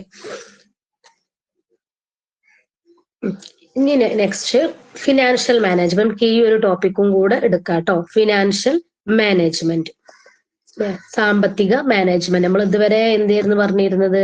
സ്കൂളിന്റെ പ്ലാനിങ് ഒക്കെ കഴിഞ്ഞു അല്ലെ? സ്കൂളിൽ നമ്മൾ നടത്താനുള്ള പ്ലാനിങ്ങും കാര്യങ്ങളൊക്കെ പറഞ്ഞു. ഇനി അതിന്റെ സാമ്പത്തികമായിട്ടുള്ളതാണ് പറയാൻ പോകുന്നത് കേട്ടോ. ഫിനാൻഷ്യൽ ആയിട്ടുള്ളത്, financial management. The head of the school will always be in charge of the financial management. അല്ലെ? അതിൽ തന്നെ നമുക്ക് അണ്ടർലൈൻ ചെയ്യണം കേട്ടോ. ആ ഫിനാൻഷ്യൽ മാനേജ്മെന്റ് എന്നുള്ള ആ വേർഡൊക്കെ അണ്ടർലൈൻ ചെയ്യണേ. ഈ ചാപ്റ്ററിൽ നമ്മൾ ഓരോ പോയിന്റ് എടുക്കുമ്പോൾ നിങ്ങൾ നന്നായിട്ട് ശ്രദ്ധിക്കണം കേട്ടോ. അതിന് അണ്ടർലൈൻ ചെയ്യണേ. നിങ്ങൾക്ക് ഇപ്പൊ ഇങ്ങനെ എടുക്കുമ്പോ തന്നെ പഠിച്ചു പോയാൽ നിങ്ങൾക്ക് നിങ്ങൾക്ക് വേറെ എടുത്ത് പഠിക്കേണ്ട ആവശ്യം വരില്ല. Fill in the blanks, one word questions ഒക്കെ കേട്ടോ. മറ്റത് പിന്നെ നിങ്ങൾ എന്തായാലും ഇങ്ങനെ ഇരുന്ന് പഠിക്കേണ്ടി വരും. പക്ഷെ ഇതൊക്കെ നിങ്ങൾക്ക് പെട്ടെന്ന് എടുക്കുന്ന ടൈമിൽ തന്നെ മനസ്സിലാക്കി പോവാട്ടോ. The head of the school will always be in charge of the financial management. Usually, financial management consists of school finance, budgeting, and accounting procedures. ഇനി നെക്സ്റ്റ് വരുന്നത് ഇമ്പോർട്ടന്റ് ആണ്.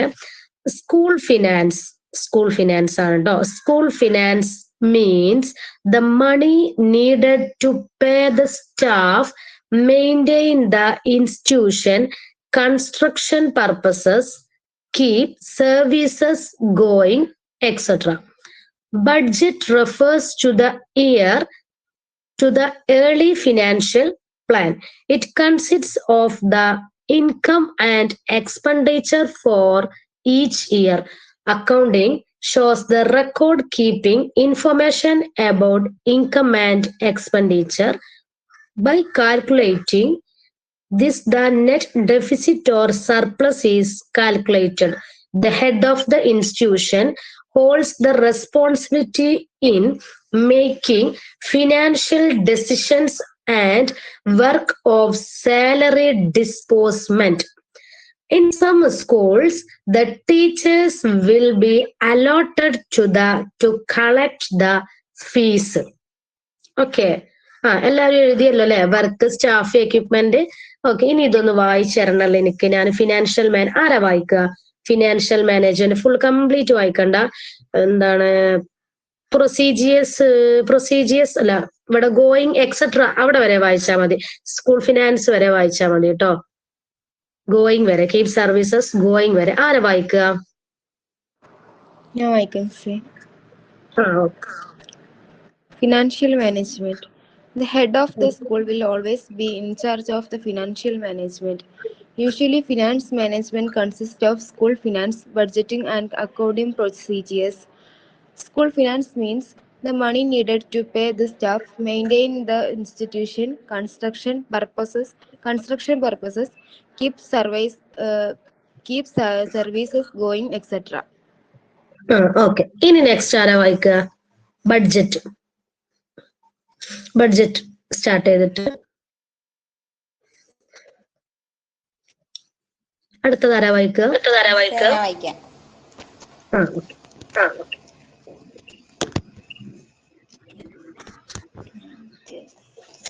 Budget refers to the yearly financial plan. It consists of the income and expenditure for each year. Accounting shows the record keeping information about income and expenditure by calculating. അത്ര മതി.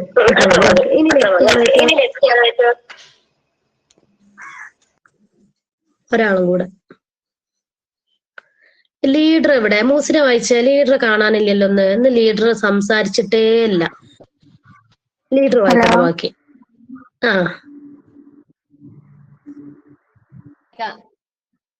വായിച്ചോ. ഏതാണ്? അസുഖമൊന്നുമില്ലല്ലോ. ഇന്ന് മൂസിനാണ്ട് സൗണ്ടേ കേട്ടിട്ടില്ല. മൈക്ക് ഓഫ് ആക്കിയിരിക്കുന്നു. Okay. സാധാരണ നമ്മൾ പറഞ്ഞോ. മൈക്ക് ഓഫ് ആയിരുന്നു അല്ലേ? ഓക്കെ.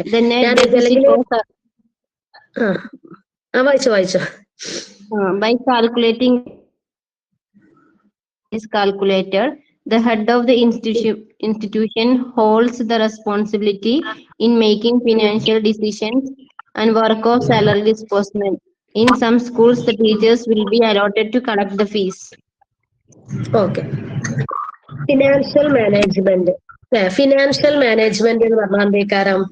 സാമ്പത്തികമായിട്ടുള്ള മാനേജ്മെന്റ് അല്ലെ? സാമ്പത്തികമായിട്ടുള്ള മാനേജ്മെന്റ് ആണ് കേട്ടോ ഫിനാൻഷ്യൽ മാനേജ്മെന്റ്. ഫസ്റ്റ് പോയിന്റ് നിങ്ങൾ ശ്രദ്ധിക്കാം. ഇനി മൈക്ക് ഓഫ് ചെയ്തോളൂ. എല്ലാവരും മൈക്ക് ഓഫ് ചെയ്തോളൂ. എല്ലാവരും മൈക്ക് ഓഫ് ചെയ്തോളൂ. ആരെ മൈക്ക് ഓഫ് ഓണല്ലേ? എല്ലാവരും ഓഫ് അല്ലേ? ഓക്കെ.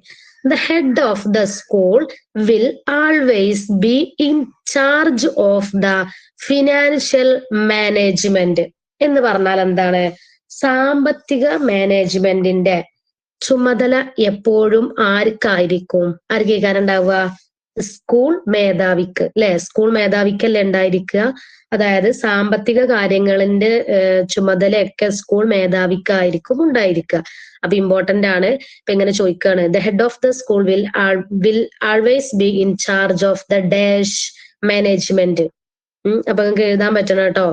അവിടെ കൊണ്ടുപോയിട്ട് ഓഫീസ് മാനേജ്മെന്റ് ഒന്നും കൊണ്ടുപോയി എഴുതി വെക്കരുതേ, മാറരുതേ. അതുകൊണ്ടാണ് ഞാൻ വീണ്ടും പറയുന്നത് കേട്ടോ. കാരണം നമ്മൾ മിക്സ് ചെയ്ത് ഇപ്പൊ നമ്മൾ ഓരോരോ ചാപ്റ്റർ ആകുമ്പോൾ കുഴപ്പമില്ല, നമ്മൾ മിക്സ് ചെയ്ത് പഠിക്കുമ്പോ നിങ്ങൾ മാറിപ്പോകരുത് കേട്ടോ. കാരണം ഇതില് പ്ലാനിങ്ങിന്റെത് മാറൂല, പക്ഷെ ഈ ഓഫീസ് മാനേജ്മെന്റും ഇതിന്റെ ഇടയിൽ വരുന്നുണ്ടല്ലോ. അപ്പൊ ഇവിടെ നിങ്ങൾ മാറി എഴുതരുത്.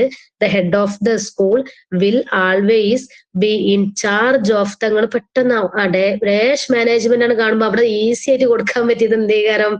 ഓഫീസ് നെയ്കാരം അല്ലെ? ഒരിക്കലും കൊടുക്കരുത് കേട്ടോ, അത് റോങ് ആണ്. ഫിനാൻഷ്യൽ എന്ന് കൊടുക്കണം കേട്ടോ. ഫിനാൻഷ്യൽ തന്നെ കൊടുക്കണം, മാറരുത്. The head of the school will always be in charge of the financial management. സാമ്പത്തിക മാനേജ്മെന്റിന്റെ ചുമതല എപ്പോഴും ആർക്കായിരിക്കും? അവിടുത്തെ സ്കൂൾ മേധാവിക്കായിരിക്കും. മാറി എഴുതരുത് കേട്ടോ എക്സാമിന്. യൂഷ്വലി ഫിനാൻഷ്യൽ, ഞാൻ ഇങ്ങനെ പറയുമ്പോൾ നിങ്ങൾ എക്സാമിന്റെ ടൈമിൽ ഞാൻ പറഞ്ഞത് അപ്പൊ ഒന്ന് ആലോചിക്കും. അപ്പൊ നിങ്ങൾ മാറി എഴുതൂല എന്നുള്ളൊരു വിശ്വാസം ഉണ്ട്. അപ്പൊ നിങ്ങൾ മാറി എഴുതരുത് കേട്ടോ ഫൈനൽ എക്സാമിന്. Next, usually financial management consists of school finance, budgeting and accounting procedures അല്ലെ? സാധാരണയായിട്ട് സാമ്പത്തിക മാനേജ്മെന്റില് എന്തൊക്കെയാ വരുന്നത് നോക്കാം അല്ലെ? നമ്മളെ സാധാരണയായിട്ട് കുറച്ച് കാര്യങ്ങൾ വരുന്നുണ്ട്. എന്തില്? നമ്മളെ മാനേജ്മെന്റില് ഏതൊക്കെയാണ് വരുന്നത്?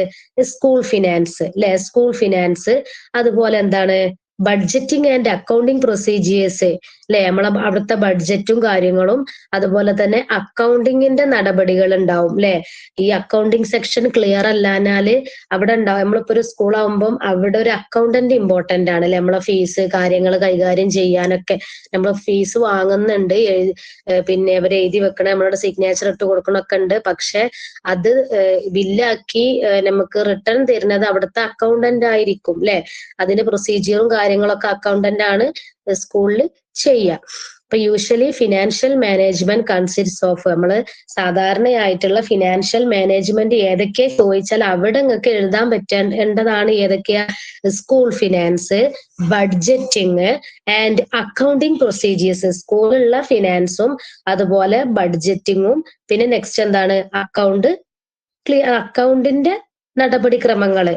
ഇത്രയും കാര്യങ്ങൾ കേട്ടോ. സ്കൂൾ ഫിനാൻസ് നിങ്ങൾക്ക് എന്താ അറിയൂലേ? സ്കൂളിൽ വരുന്ന വരവ് ചെലവ് കാര്യങ്ങളൊക്കെ കേട്ടോ. അത് നമ്മൾ ഫിനാൻസ് നമ്മൾ ഇംഗ്ലീഷിൽ തന്നെയാണല്ലോ അത് പറയാ കേട്ടോ. അതുപോലെ ബഡ്ജറ്റിംഗ്, അവിടെ വരുന്ന ഇതുപോലെ തന്നെ ഫണ്ട് കാര്യങ്ങള്, പിന്നെ അക്കൗണ്ടിങ് സെക്ഷൻ, അക്കൗണ്ടിങ് പ്രൊസീജിയേഴ്സ്. ഇത്രയും കാര്യങ്ങളാണ് എന്ത്? ഫിനാൻഷ്യൽ മാനേജ്മെന്റിൽ കൺസിസ്റ്റ് ആയിട്ടുള്ളത് കേട്ടോ. സാധാരണയായിട്ട് കാണുന്നതാണ് പറഞ്ഞത്. നിങ്ങൾ പഠിച്ചിരിക്കണേ school finance, budgeting, accounting procedures. അത് മൂന്നൊന്ന് ടൈപ്പ് ചെയ്ത് എഴുതി എല്ലാവരും. അതായത് ഫിനാൻഷ്യൽ മാനേജ്മെന്റ് കൺസിസ്റ്റ്സ് ഓഫ് പറഞ്ഞിട്ട് 3 കാര്യങ്ങൾ ഇവിടെ പറഞ്ഞിട്ടുണ്ട്. ഇപ്പൊ school finance, budgeting, accounting procedures. ഈ 3 ഒന്ന് ടൈപ്പ് ചെയ്യണേ, ഇമ്പോർട്ടന്റ് ആണ് കേട്ടോ. അതൊന്ന് ടൈപ്പ് ചെയ്യട്ടോ. ടൈപ്പ് ചെയ്യുമ്പോ നിങ്ങൾക്ക് ഓർമ്മ ഉണ്ടാവും. സ്കൂൾ ഫിനാൻസ് 3 ഓർമ്മ അല്ലെങ്കിലും 1 എന്തായാലും നിങ്ങൾ ഓർമ്മ ഉണ്ടാവും അല്ലെ? 1 2 എന്തായാലും നിങ്ങളെ മൈൻഡിൽ നിൽക്കും. School finance, budgeting and accounting accounting എന്താണ് പ്രൊസീജിയേഴ്സ്. നെക്സ്റ്റ് ക്ലാസ്സിൽ ഞാൻ ക്വസ്റ്റ്യൻ ചോദിക്കും കേട്ടോ. നെക്സ്റ്റ് ക്ലാസ്സിൽ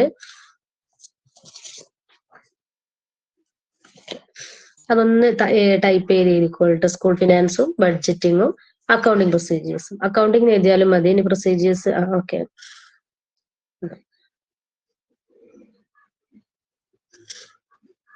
what are the main important financial management എന്ന് ചോദിച്ചാൽ നിങ്ങൾക്ക് എന്ത് എഴുതാൻ പറ്റണം? School finance, budgeting, accounting procedures നിങ്ങൾക്ക് എഴുതാൻ പറ്റണം കേട്ടോ. നമ്മൾ നേരത്തെ ഫസ്റ്റ് പേജിൽ നമ്മൾ പറഞ്ഞിരുന്ന എന്തേലും മെയിൻ ഒബ്ജക്റ്റീവ്സ് ഇൻസ്റ്റിറ്റ്യൂഷൻ പ്ലാനിങ്ങിന്റെ പറഞ്ഞിരുന്നു. അത് ഇതും മാറരുത് കേട്ടോ. വേറെയാണ്, ഇത് വേറെയാണ്. ഇത് ഫിനാൻഷ്യൽ ആണ്, മറ്റത് ഇൻസ്റ്റിറ്റ്യൂഷൻ ആണ്. ഇൻസ്റ്റിറ്റ്യൂഷണൽ പ്ലാനിങ് ആണ് അത്. ഇത് ഫിനാൻഷ്യലി ആണ്. ഫിനാൻഷ്യൽ മാനേജ്മെന്റ് നമ്മൾ സാധാരണയായിട്ട് സാമ്പത്തിക മാനേജ്മെന്റ് കൺസിസ്റ്റ് ചെയ്തിട്ടുള്ളതാണ് സ്കൂൾ ഫിനാൻസും ബഡ്ജറ്റിങ്ങും അക്കൗണ്ടിങ്ങും. അല്ലെ, കണക്കുകൾ കൃത്യമായിരിക്കണം എന്ന് പറയാറുണ്ട്. അവിടെയൊക്കെ സാറ് ഞങ്ങളെ ഇവിടെ നൈസിലെ സാർ എപ്പോഴും അവിടെ പറഞ്ഞല്ലോ CSC ആണ്. അവിടെ CSC ഉണ്ട് അവിടെ. അപ്പൊ ആ CSCയിൽ സ്റ്റാഫ് ഉണ്ട്. പ്രത്യുഷ എന്ന് പറയുന്നതിന്റെ കൂടെ അതായത് വർക്ക് ചെയ്യുന്ന ഒരു സ്റ്റാഫ് ഉണ്ട് അവിടെ. അപ്പോൾ ഓളാണ് അക്കൗണ്ടിങ് സെക്ഷൻ ക്ലിയർ ചെയ്യുന്ന ആള്. അപ്പോൾ ഓളോട് എപ്പോഴും സാറ് പറയുന്ന ഒരു കാര്യമാണ്, നിങ്ങൾക്ക് അക്കൗണ്ടിങ് വന്നപ്പോ എനിക്കത് പറയാൻ തോന്നിയിട്ട് അത് ഞാൻ പറഞ്ഞത്. അവളോട് എപ്പോഴും സാറ് പറയുന്ന ഒരു കാര്യമാണ്, അക്കൗണ്ടിങ് എപ്പോഴും ക്ലിയർ ആയിരിക്കണം എന്ന് പറയും. എവിടെയെങ്കിലും ഒരു 10ഓ 20ഓ ഒന്നൊരു അല്ലെ, നമ്മള് സീറോക്ക് വില ഇല്ല എന്ന് പറയും, പക്ഷെ സീറോക്ക് നല്ല വില ഉണ്ട് അല്ലെ. നമ്മളൊന്ന് കണക്ക് കൂട്ടുമ്പോ ഒരു പോയിന്റ് തെറ്റിയാ മതി, ആകെ പോവും. പിന്നെ ഫസ്റ്റ് മുതൽ അത് കണക്ക് കൂട്ടേണ്ടി വരും. അവിടെ ഇങ്ങനെ മോർണിംഗ് മുതൽ അവിടെ തുടങ്ങുമല്ലോ, സ്റ്റാർട്ട് ചെയ്യും 9 o'clock മുതൽ 9 to 6 വരെ 6 വരെയാണ് നിക്കല്. പിന്നെ 7, 8, 9 രാത്രി 12 വരെ ഉണ്ടാവും. 12 വരെ സേറ് നിക്കും. 12 നൈറ്റ് പിന്നെ നമ്മള് നിക്കൂല അല്ലെ, നൈറ്റ് സേറ് നിക്കും. 6 വരെയാണ് ഓള് നിക്കല്, അവിടുത്തെ സ്റ്റാഫ്. അപ്പോൾ അവളോട് എപ്പോഴും പറയണതാണ് സാർ അക്കൗണ്ടിങ് സെക്ഷൻ എപ്പോഴും ക്ലിയർ ആയിരിക്കണം, കാരണം കണക്ക് അങ്ങോട്ടും കൊണ്ട് തെറ്റിയാൽ ബുദ്ധിമുട്ടാണല്ലോ. ഓക്കെ, അപ്പൊ school finance, budgeting, accounting procedures കേട്ടോ. ഇനി നെക്സ്റ്റ്, ഇനി സ്കൂൾ ഫിനാൻസ്. നമ്മൾ എന്താണ് സ്കൂൾ ഫിനാൻസ് നമുക്ക് നോക്കാം. School finance means money needed to pay the staff, maintain the institution, construction purposes, keep services going, etc. എന്താണ് സ്കൂൾ ഫിനാൻസ്? സ്കൂൾ ഫിനാൻസ് എന്ന് പറഞ്ഞാൽ ജീവനക്കാർക്ക് അല്ലെ, നമ്മൾ അവിടുത്തെ ജീവനക്കാർക്ക് എന്ത് കൊടുക്കുകയാണ്? സാലറി അല്ലെ, ശമ്പളം നൽകാനും അതുപോലെ തന്നെ സ്ഥാപനം എന്ത് ചെയ്യുക? പരിപാലിക്കാനും, പിന്നെ അവിടുത്തെ നിർമ്മാണ ആവശ്യങ്ങൾക്കും അതുപോലെ സേവനങ്ങൾ തുടരാനും ആവശ്യമായിട്ടുള്ള പണം, അതാണ് എന്ത്? School finance. ഒന്നും കൂടെ പറഞ്ഞുതരാം. സ്കൂൾ ഫിനാൻസും ഇമ്പോർട്ടന്റ് ആണ് കേട്ടോ. ഈ ഒരു പേജില് മൊത്തത്തിൽ ഇമ്പോർട്ടന്റ് ആണ്. നമ്മളിങ്ങനെ പഠിച്ചു പോയാൽ നിങ്ങൾക്ക് ബുദ്ധിമുട്ടുണ്ടാവൂല കേട്ടോ. അപ്പം എന്താണ് ഫസ്റ്റ് പറഞ്ഞ പോയിന്റ് ആണ്, the head of the school will always be in charge of the financial management അല്ലെ. സാമ്പത്തിക മാനേജ്മെന്റിന്റെ ചുമതല എപ്പോഴും ആർക്കായിരിക്കും? സ്കൂൾ മേധാവിക്കായിരിക്കും. നെക്സ്റ്റ് പറഞ്ഞത് നിങ്ങളെല്ലാവരും എഴുതിയിട്ടുള്ള ഫിനാൻഷ്യൽ മാനേജ്മെന്റ്, സാമ്പത്തികമായിട്ടുള്ള മാനേജ്മെന്റ് എന്തൊക്കെയാണ് കൺസിസ്റ്റ് ചെയ്യുന്നത്? School finance, budgeting, accounting procedures അല്ലെ. ഇനിയാണ് നമ്മൾ നെക്സ്റ്റ് ഇപ്പൊ പറഞ്ഞത് എന്താണ് school finance? The money needed to pay the staff, നിങ്ങൾ പഠിക്കണം കേട്ടോ. The money needed to pay the staff, maintain the institution, construction purposes, keep services going, etcetera അല്ലെ. എന്താണ് അങ്ങനെ പറഞ്ഞാല്? നമുക്ക് നോക്കാം. എന്തായിരുന്നു ഞാനിപ്പോ പറഞ്ഞു? സ്കൂൾ ഫിനാൻസ് എന്ന് പറഞ്ഞാല് നമ്മൾ ജീവനക്കാർക്ക് എന്ത് കൊടുക്കുക? അവിടുത്തെ ജീവനക്കാർക്ക് അവിടുത്തെ സ്റ്റാഫിന് അല്ലെ, അവിടുത്തെ സ്റ്റാഫിന് എന്താ കൊടുക്കുക? സാലറി നൽകാനും അതുപോലെ സ്ഥാപനം പരിപാലിക്കാനും, അവിടുത്തെ നിർമ്മാണ ആവശ്യങ്ങൾ ഉണ്ടാവില്ല, അറ്റകുറ്റപ്പണികൾ ചെയ്യാനുണ്ടാവും, അതിന്റെ ആവശ്യങ്ങൾക്കും പിന്നെ സേവനങ്ങൾ തുടരാനും ആവശ്യമായിട്ടുള്ള പണം, അതാണ് എന്ത്? Finance, school finance. മനസ്സിലായോ? അപ്പൊ സ്കൂൾ ഫിനാൻസ് എന്ന് പറഞ്ഞാല് എന്താണ്? അതായത് നമുക്ക് ജീവനക്കാർക്ക് അവിടുത്തെ സ്റ്റാഫിന് സാലറി കൊടുക്കുക, അതുപോലെ സ്ഥാപനം പരിപാലിക്കുക, അവിടുത്തെ അറ്റകുറ്റപ്പണികൾ ഉണ്ടാവും ഇല്ലേ, അവിടെ ഇവിടെയൊക്കെ പൊളിഞ്ഞ ആടല്ല, അവിടെ ഇവിടെയൊക്കെ കേടുപാടുകൾ, പൈപ്പ് കേട്, ടാപ്പ്, അങ്ങനത്തെ കുറെ സംഭവങ്ങളിലൊക്കെ ഉണ്ടാവും. അതൊക്കെ എന്ത് ചെയ്യും, അങ്ങനത്തെ നിർമ്മാണ ആവശ്യങ്ങൾക്കും പിന്നെ സേവനങ്ങൾ ഉണ്ടാവും അല്ലെ, അത് തുടരാനും ആവശ്യമായിട്ടുള്ള പണം, അതാണ് എന്ത് സ്കൂൾ ഫിനാൻസ് എന്ന് പറയുന്നത് കേട്ടോ. അപ്പൊ അത് നിങ്ങൾ മനസ്സിലാക്കണേ. School finance means the money needed to pay. നിങ്ങൾ ഇത് ഇത്ര പഠിച്ചാൽ മതി. The money needed to pay the staff, point ആക്കി പഠിച്ചാൽ മതി കേട്ടോ. Maintain the institution, construction purposes, keep services going etcetera അല്ലെ, അതാണ് എന്ത് സ്കൂൾ ഫിനാൻസ് എന്ന് പറഞ്ഞത് കേട്ടോ. നെക്സ്റ്റ് നോക്കാം. Budget refers to the early financial plan.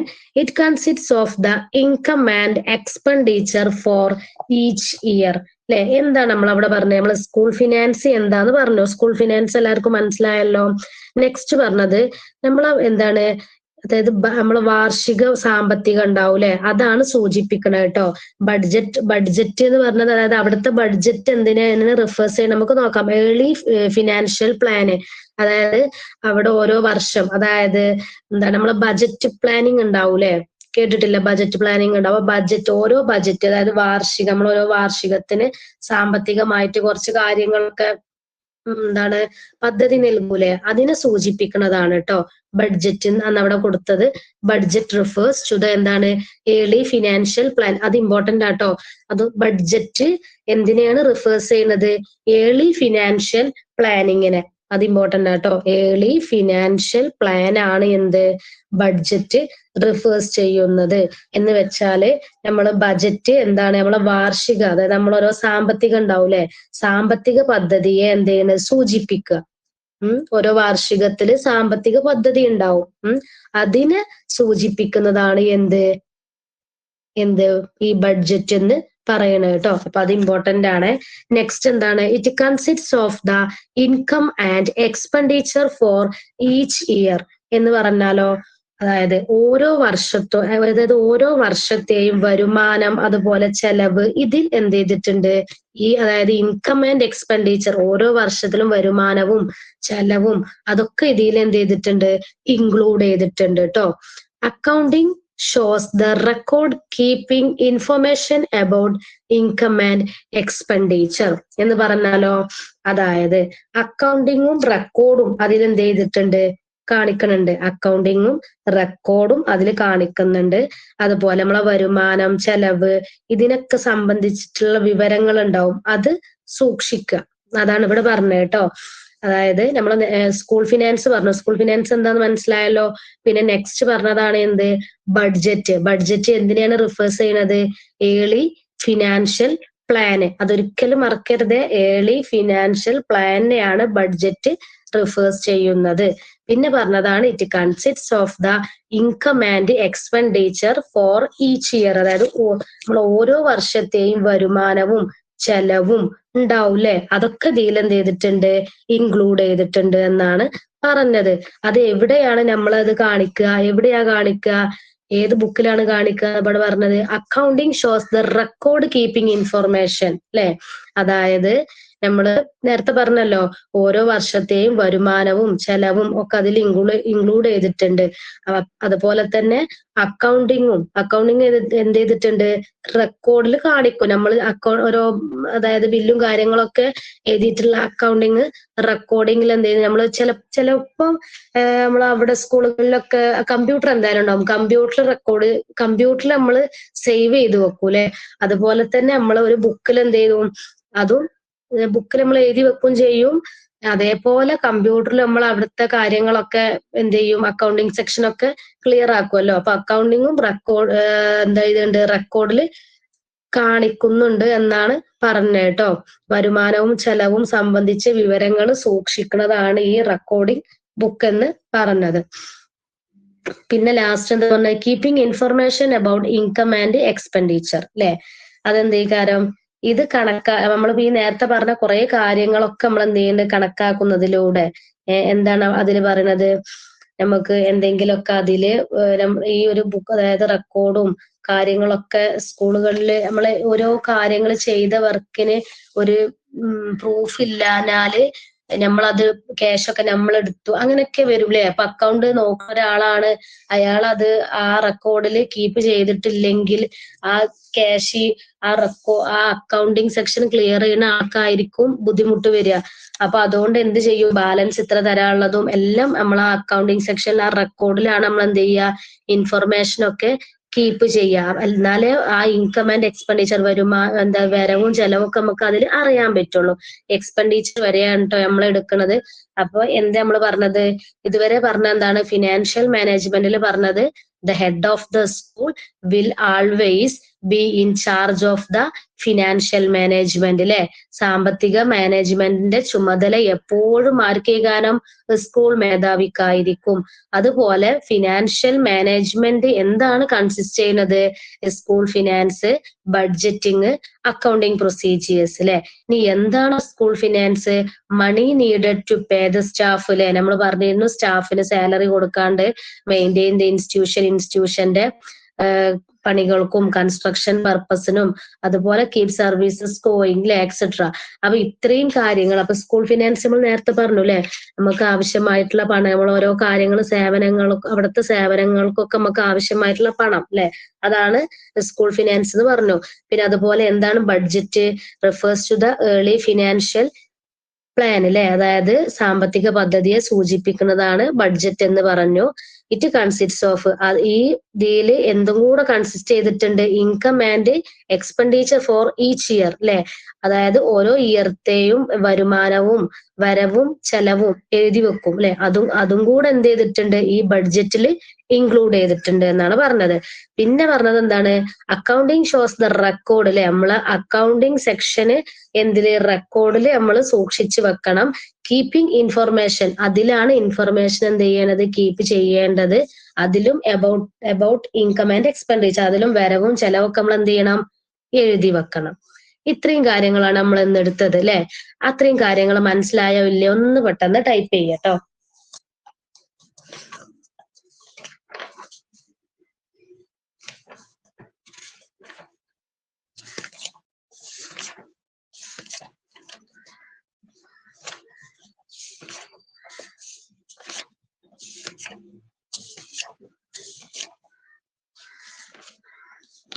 Okay ആണോ? ഓക്കെ. അപ്പൊ ഇതിൽ നിങ്ങൾ അണ്ടർലൈൻ ചെയ്ത് ഞാൻ ഒന്ന് വിട്ടുതരാം കേട്ടോ. ഇതിന്റെ ക്വസ്റ്റ്യൻ ഫിൽ ഇൻ ദ ബ്ലാങ്ക്സും വിട്ടുതരാം, അതുപോലെ ക്വസ്റ്റ്യൻ ആൻസറും വിട്ടുതരാം കേട്ടോ. ഫിൽ ഇൻ ദ ബ്ലാങ്ക്സ് നിങ്ങൾ ഒരുമിച്ച് എഴുതണില്ലല്ലോ ആരും, ഒരുമിച്ച് എഴുതരുത് കേട്ടോ. ഒരുമിച്ച് എഴുതുമ്പോ എന്താ അറിയോ, ഒരു ബുദ്ധിമുട്ടായിരിക്കും അല്ലെ. നിങ്ങൾക്ക് പഠിക്കണമെന്ന് കുഴപ്പമില്ലെങ്കിൽ കുഴപ്പമില്ല, എന്നാലും രണ്ടും കൂടെ മിക്സ് ചെയ്യുമ്പോൾ ഒരു ഇതായിരിക്കും. അപ്പൊ അപ്പുറത്തെ സൈഡിൽ ഞാൻ പറഞ്ഞിരുന്നല്ലോ, ഓപ്പോസിറ്റ് നോട്ട്ബുക്കിന്റെ ഓപ്പോസിറ്റ് സൈഡ് എഴുതിയാൽ മതി, പെട്ടെന്ന് എടുത്ത് നോക്കാനൊക്കെ ഈസി ആയിരിക്കും. ഇതിൽ കൂടുതൽ ഫിൽ ഇൻ ദ ബ്ലാങ്ക്സ് വരുന്നുണ്ട്, നമുക്ക് വായിക്കുമ്പോ തന്നെ അറിയാൻ പറ്റും അല്ലെ. ഓക്കെ, അപ്പൊ നിങ്ങളിത് എന്ത് ചെയ്യരുത്, നെക്സ്റ്റ് മറക്കരുത്.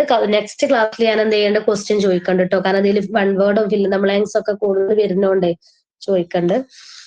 പിന്നെ നമ്മൾ ഫസ്റ്റ് പറഞ്ഞതിന് കാരണം അസൈൻമെന്റ്, ഇനിയിപ്പോ ഇതിൽ നേരത്തെ ഫസ്റ്റ് പറഞ്ഞപ്പോ ജോയിൻ ചെയ്യാത്ത ആൾക്കാരൊക്കെ ഉണ്ടല്ലോ, അപ്പോ അസൈൻമെന്റ് 2 ചാപ്റ്റർ ഉണ്ട് കേട്ടോ. നമ്മൾ എടുത്ത ഫസ്റ്റ് സ്കൂൾ മാനേജ്മെന്റും അതുപോലെ തന്നെ മാനേജ്മെന്റ് ഓഫ് ഓഫീസ് സിസ്റ്റം, ഈ 2 ചാപ്റ്ററിന്റെ അസൈൻമെന്റ് എന്ത് ചെയ്യണം, എഴുതണം കേട്ടോ. എന്നാന്നൊന്നും പറഞ്ഞിട്ടില്ല, സാറിനോട് പറയാൻ പറഞ്ഞതായിരുന്നു, ഗ്രൂപ്പിൽ പറയായിരിക്കും കേട്ടോ. നിങ്ങൾക്ക് ഏതാണ് 2 ടോപ്പിക് എന്നാണ് പറഞ്ഞത് തോന്നുന്നുണ്ട്, എന്തായാലും സാർ അതിൽ പറയൂ കേട്ടോ. അപ്പൊ ആ ടോപ്പിക് നിങ്ങൾ തെരഞ്ഞെടുത്തിട്ട് എന്ത് ചെയ്യാ, അസൈൻമെന്റ് എഴുതുക കേട്ടോ. അസൈൻമെന്റ് എഴുതുന്നതിന്റെ ആ ഒരു ഇതൊക്കെ അറിയാമല്ലോ അല്ലെ. ഫസ്റ്റ് പേജിൽ അസൈൻമെന്റ് എന്ന് കൊടുത്തിട്ട് സബ്മിറ്റഡ് ബൈ, ഇപ്പൊ നമ്മള് കുറച്ച് കഴിഞ്ഞ് വരുന്ന ആൾക്കാരൊക്കെ ഉണ്ടാവൂലേ, അതായത് 6, 8, 10, 12 വർഷം കഴിഞ്ഞൊക്കെ വരുന്ന പഠിക്കുന്ന ആൾക്കാർക്ക് മിസ് ഒന്ന് പറഞ്ഞു തരുമോ, അതിന്റെ ഒരു മോഡല് ജസ്റ്റ് ഒന്ന് പറഞ്ഞു തരുമോ? ഞാനൊരു 15 വന്നിട്ടുള്ളത്. അതന്നെ, നമ്മൾ മടിച്ചിരിക്കണ്ട, നിങ്ങൾക്ക് ചോദിക്കാല്ലേ. നമ്മളിപ്പോ കുറെ ആവുമ്പോ നമുക്ക് ഓർമ്മ ഉണ്ടാവൂല അല്ലെ, അത് ആർക്കായാലും നമ്മൾ മറന്നു പോവല്ലോ. നമ്മള് പിന്നെ ഇങ്ങനെ നിർത്താതെ പോകണം. എന്താ പറഞ്ഞേ? ഞാൻ അസൈൻമെന്റ് തയ്യാറാക്കിയിട്ടില്ല. ഞാന് ഗ്രേഡിംഗ് സിസ്റ്റം അല്ലായിരുന്നു, മാർക്ക് സിസ്റ്റം ആയിരുന്നു. മാർക്ക് കുറെ വർഷങ്ങൾക്ക് ശരിയാണ്, അന്നൊക്കെ മാർക്ക് ആയിരുന്നല്ലോ അല്ലെ? കറക്റ്റ് ആണ്. ശരിയാ. ഓക്കെ, ഞാൻ എനിക്ക് ക്യാമറ ഒന്ന് ഓണാക്കാൻ പറ്റാത്തൊരു ഡേയും കൂടായി, അല്ലെങ്കിൽ ഞാൻ പേപ്പർ ഇങ്ങനെ വെച്ചൊന്ന് കാണിച്ചറിയാം നിങ്ങൾക്ക്. ജസ്റ്റ് ഒരു ഫോട്ടോ സെൻഡ് ചെയ്ത് തന്നാലും മതി ഗ്രൂപ്പില്, അപ്പൊ പിന്നെ ഒന്ന് അറിയില്ലേ. ഞാൻ അവിടുത്തെ സ്റ്റുഡൻസ് ഓര് ചെയ്തത് അതിപ്പോ ഇൻസ്റ്റിറ്റ്യൂട്ടിലും ആവും. ഞാൻ പറഞ്ഞുതരാം, ഞാൻ എന്തായാലും പറഞ്ഞുതരാം കേട്ടോ. ഫസ്റ്റ് പേജിൽ നമ്മൾ അസൈൻമെന്റ് എന്ന് കൊടുക്കുമല്ലോ, ഫസ്റ്റ് പേജില് അസൈൻമെന്റ് എന്ന് എഴുതിയിട്ട് ലാസ്റ്റ് നമ്മൾ സബ്മിറ്റഡ് ബൈ അല്ലെ, എന്നിട്ട് നമ്മളെ പേര് കൊടുക്കും, പിന്നെ സബ്ജക്റ്റിന്റെ പേരൊക്കെ കൊടുക്കുമല്ലോ അവിടെ. അസൈൻമെന്റ് നല്ല വൃത്തിയിൽ എഴുതുക. അതുപോലെ നമ്മൾ പണ്ടൊക്കെ എഴുതിയത് ഞങ്ങളോട് അസൈൻമെന്റ് ഇല്ലായിരുന്നു അല്ലെ, അപ്പൊ അസൈൻമെന്റ് എന്ന് എഴുതിയിട്ട് സബ്മിറ്റഡ് ബൈ എന്ന് കൊടുക്കുക, നമ്മളാണല്ലോ സബ്മിറ്റ് ചെയ്യുന്നത്. എന്നിട്ട് നമ്മളെ നെയിം കൊടുക്കുക, പിന്നെ ഏതാണോ സബ്ജക്റ്റ്, പിന്നെ ബാച്ച് അതൊക്കെ കൊടുക്കേണ്ടി വരും, ബാച്ചൊക്കെ കൊടുക്കണമല്ലോ. ഇത് നെക്സ്റ്റ് പേജ് എടുത്തിട്ട് രണ്ടാമത്തെ പേജിൽ നമ്മൾ എന്ത് കൊടുക്കണം? രണ്ടാമത്തെ പേജില് നമ്മൾ എന്താ ചെയ്യേണ്ടത്? അതിന്റെ അതായത് ഇൻട്രൊഡക്ഷന്റെ മുമ്പ് നമ്മള് അത് ഇൻഡെക്സ് കൊടുക്കുമല്ലോ, എന്തൊക്കെയാണ് കണ്ടന്റോ ഇൻഡെക്സോ, നിങ്ങൾക്ക് ഏതായാലും കുഴപ്പമില്ല. കണ്ടന്റോ ഇൻഡെക്സോ കൊടുക്കുക. ഇൻഡെക്സ് ആകുമ്പോൾ INDEX കേട്ടോ സ്പെല്ലിങ്. അപ്പോ കണ്ടന്റോ ഇൻഡെക്സുകൾ കൊടുക്കുക, ഏതാണോ ടോപ്പിക് എന്നുള്ളതിന്റെ കൊടുക്കുക. നെക്സ്റ്റ് പേജ് നിങ്ങൾ എടുക്കും. നെക്സ്റ്റ് പേജ് എടുത്തിട്ട് അതിൽ ഇൻട്രൊഡക്ഷൻ അല്ലെ, എന്താണോ നിങ്ങൾ സ്റ്റാർട്ട് ചെയ്യുന്നത് അതിന്റെ ഇൻട്രൊഡക്ഷൻ കേട്ടോ. നമ്മളില്ലേ ഈ എന്താ പറയാ അസൈൻമെന്റ് എന്ന് പറഞ്ഞാല് നമ്മൾ എഴുതിയത് നോക്കും, കുറച്ചൊക്കെ എഴുതിയത് നമ്മൾ നന്നായിട്ട് നോക്കും, ഹാൻഡ് റൈറ്റിംഗ് നോക്കും. അതേപോലെ നമ്മൾ ബോർഡർ വരക്കുക അല്ലെ, ബോർഡർ ഒക്കെ വരക്കും, സൈഡില് ബോർഡർ വരക്കുക, നല്ല വൃത്തിയിൽ എഴുതുക അല്ലെ, അതാണ് നമ്മൾ കൂടുതലായിട്ട് നോക്കുക. പിന്നെ ഇൻട്രൊഡക്ഷൻ കൊടുക്കുക, ഒരു പേജിൽ ഒരു പകുതി എഴുതിയാൽ മതിയല്ലേ ഇൻട്രൊഡക്ഷൻ കുറെ എഴുതാണ്ടാവില്ലല്ലോ. പിന്നെ നെക്സ്റ്റ് പേജിൽ കണ്ടന്റ് എഴുതുക അല്ലെ, കണ്ടന്റ് ഒരു 2-3 പേജ് ഒക്കെ ഉണ്ടാവുമല്ലോ, രണ്ട് ചാപ്റ്റർ അല്ലേ പറഞ്ഞത്. ആ കണ്ടന്റും എഴുതി കഴിഞ്ഞതിന്റെ ശേഷം ലാസ്റ്റ് എന്ത് കൊടുക്കുക? കൺക്ലൂഷന് കൊടുക്കുക അല്ലെ, എഴുതിയതിന്റെ ഒരു സമ്മറി എഴുതി ചെറിയൊരു കൺക്ലൂഷന് കൊടുക്കുക. ഇത്രയും കാര്യങ്ങളാണ് അസൈൻമെന്റിന്റെ ഒരു പ്രിപ്പറേഷൻ എന്ന് പറഞ്ഞത് കേട്ടോ. ഇങ്ങനെയാണ് അസൈൻമെന്റ് എഴുതുക. ഓരോ പേജ് ഒരു എത്ര പേജ് ഉണ്ടാവും? അപ്പൊ ഒരു 7-8 പേജൊക്കെ എന്തായാലും ഉണ്ടാവും അല്ലെ.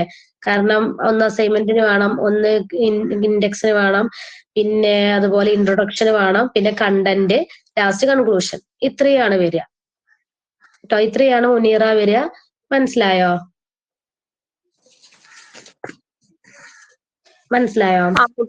ഓക്കെ മിസ്, മനസ്സിലായി. ഇനി ഗ്രൂപ്പില് സാറ് ഒന്നും കൂടെ പറയുമായിരിക്കും. എനിക്ക് ഡേറ്റ് ഒന്നും അറിയൂല, എന്നാ ഇത് കംപ്ലീറ്റ് ചെയ്യേണ്ടതെന്ന് സാറ് പറഞ്ഞിട്ടില്ല. അസൈൻമെന്റ് പറയണമെന്ന് പറഞ്ഞിരുന്നു എന്നോട്. എന്തായാലും ഗ്രൂപ്പിൽ ഒന്നും കൂടെ സാറ് പറയുമായിരിക്കും കേട്ടോ. ടോപ്പിക് നിങ്ങൾക്ക് സാറ് തരണമെന്നുണ്ടെങ്കിൽ സാറ് ടോപ്പിക് തരുമായിരിക്കും, അല്ലെങ്കിൽ നിങ്ങൾക്ക് ഇഷ്ടപ്പെട്ട ടോപ്പിക് തിരഞ്ഞെടുക്കാം, കുഴപ്പമില്ല. പിന്നെ അത്രയും കാര്യങ്ങളാണ് കേട്ടോ ഉള്ളത്. നിങ്ങളെ ഏറ്റവും വിഷമമുള്ള ഒരു കാര്യം, നിങ്ങൾ ഫസ്റ്റ് ആയിട്ട് എഴുതിയിട്ടുള്ള എന്താണ് ആൻസർ ഷീറ്റ് എനിക്ക് നോക്കാൻ പറ്റിയിട്ടില്ല എന്നുള്ളതാണ് ഭയങ്കര വിഷമമുള്ള ഒരു കാര്യം.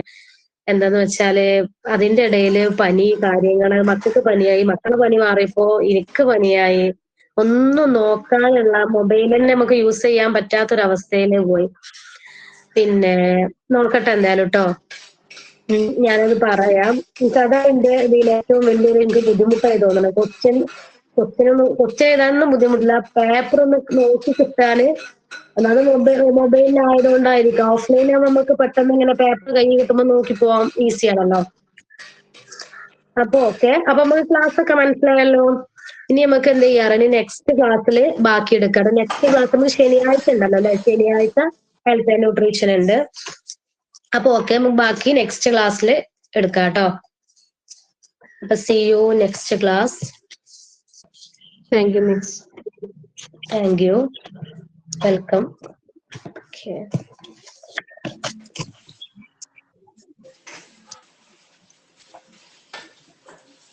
Thank you.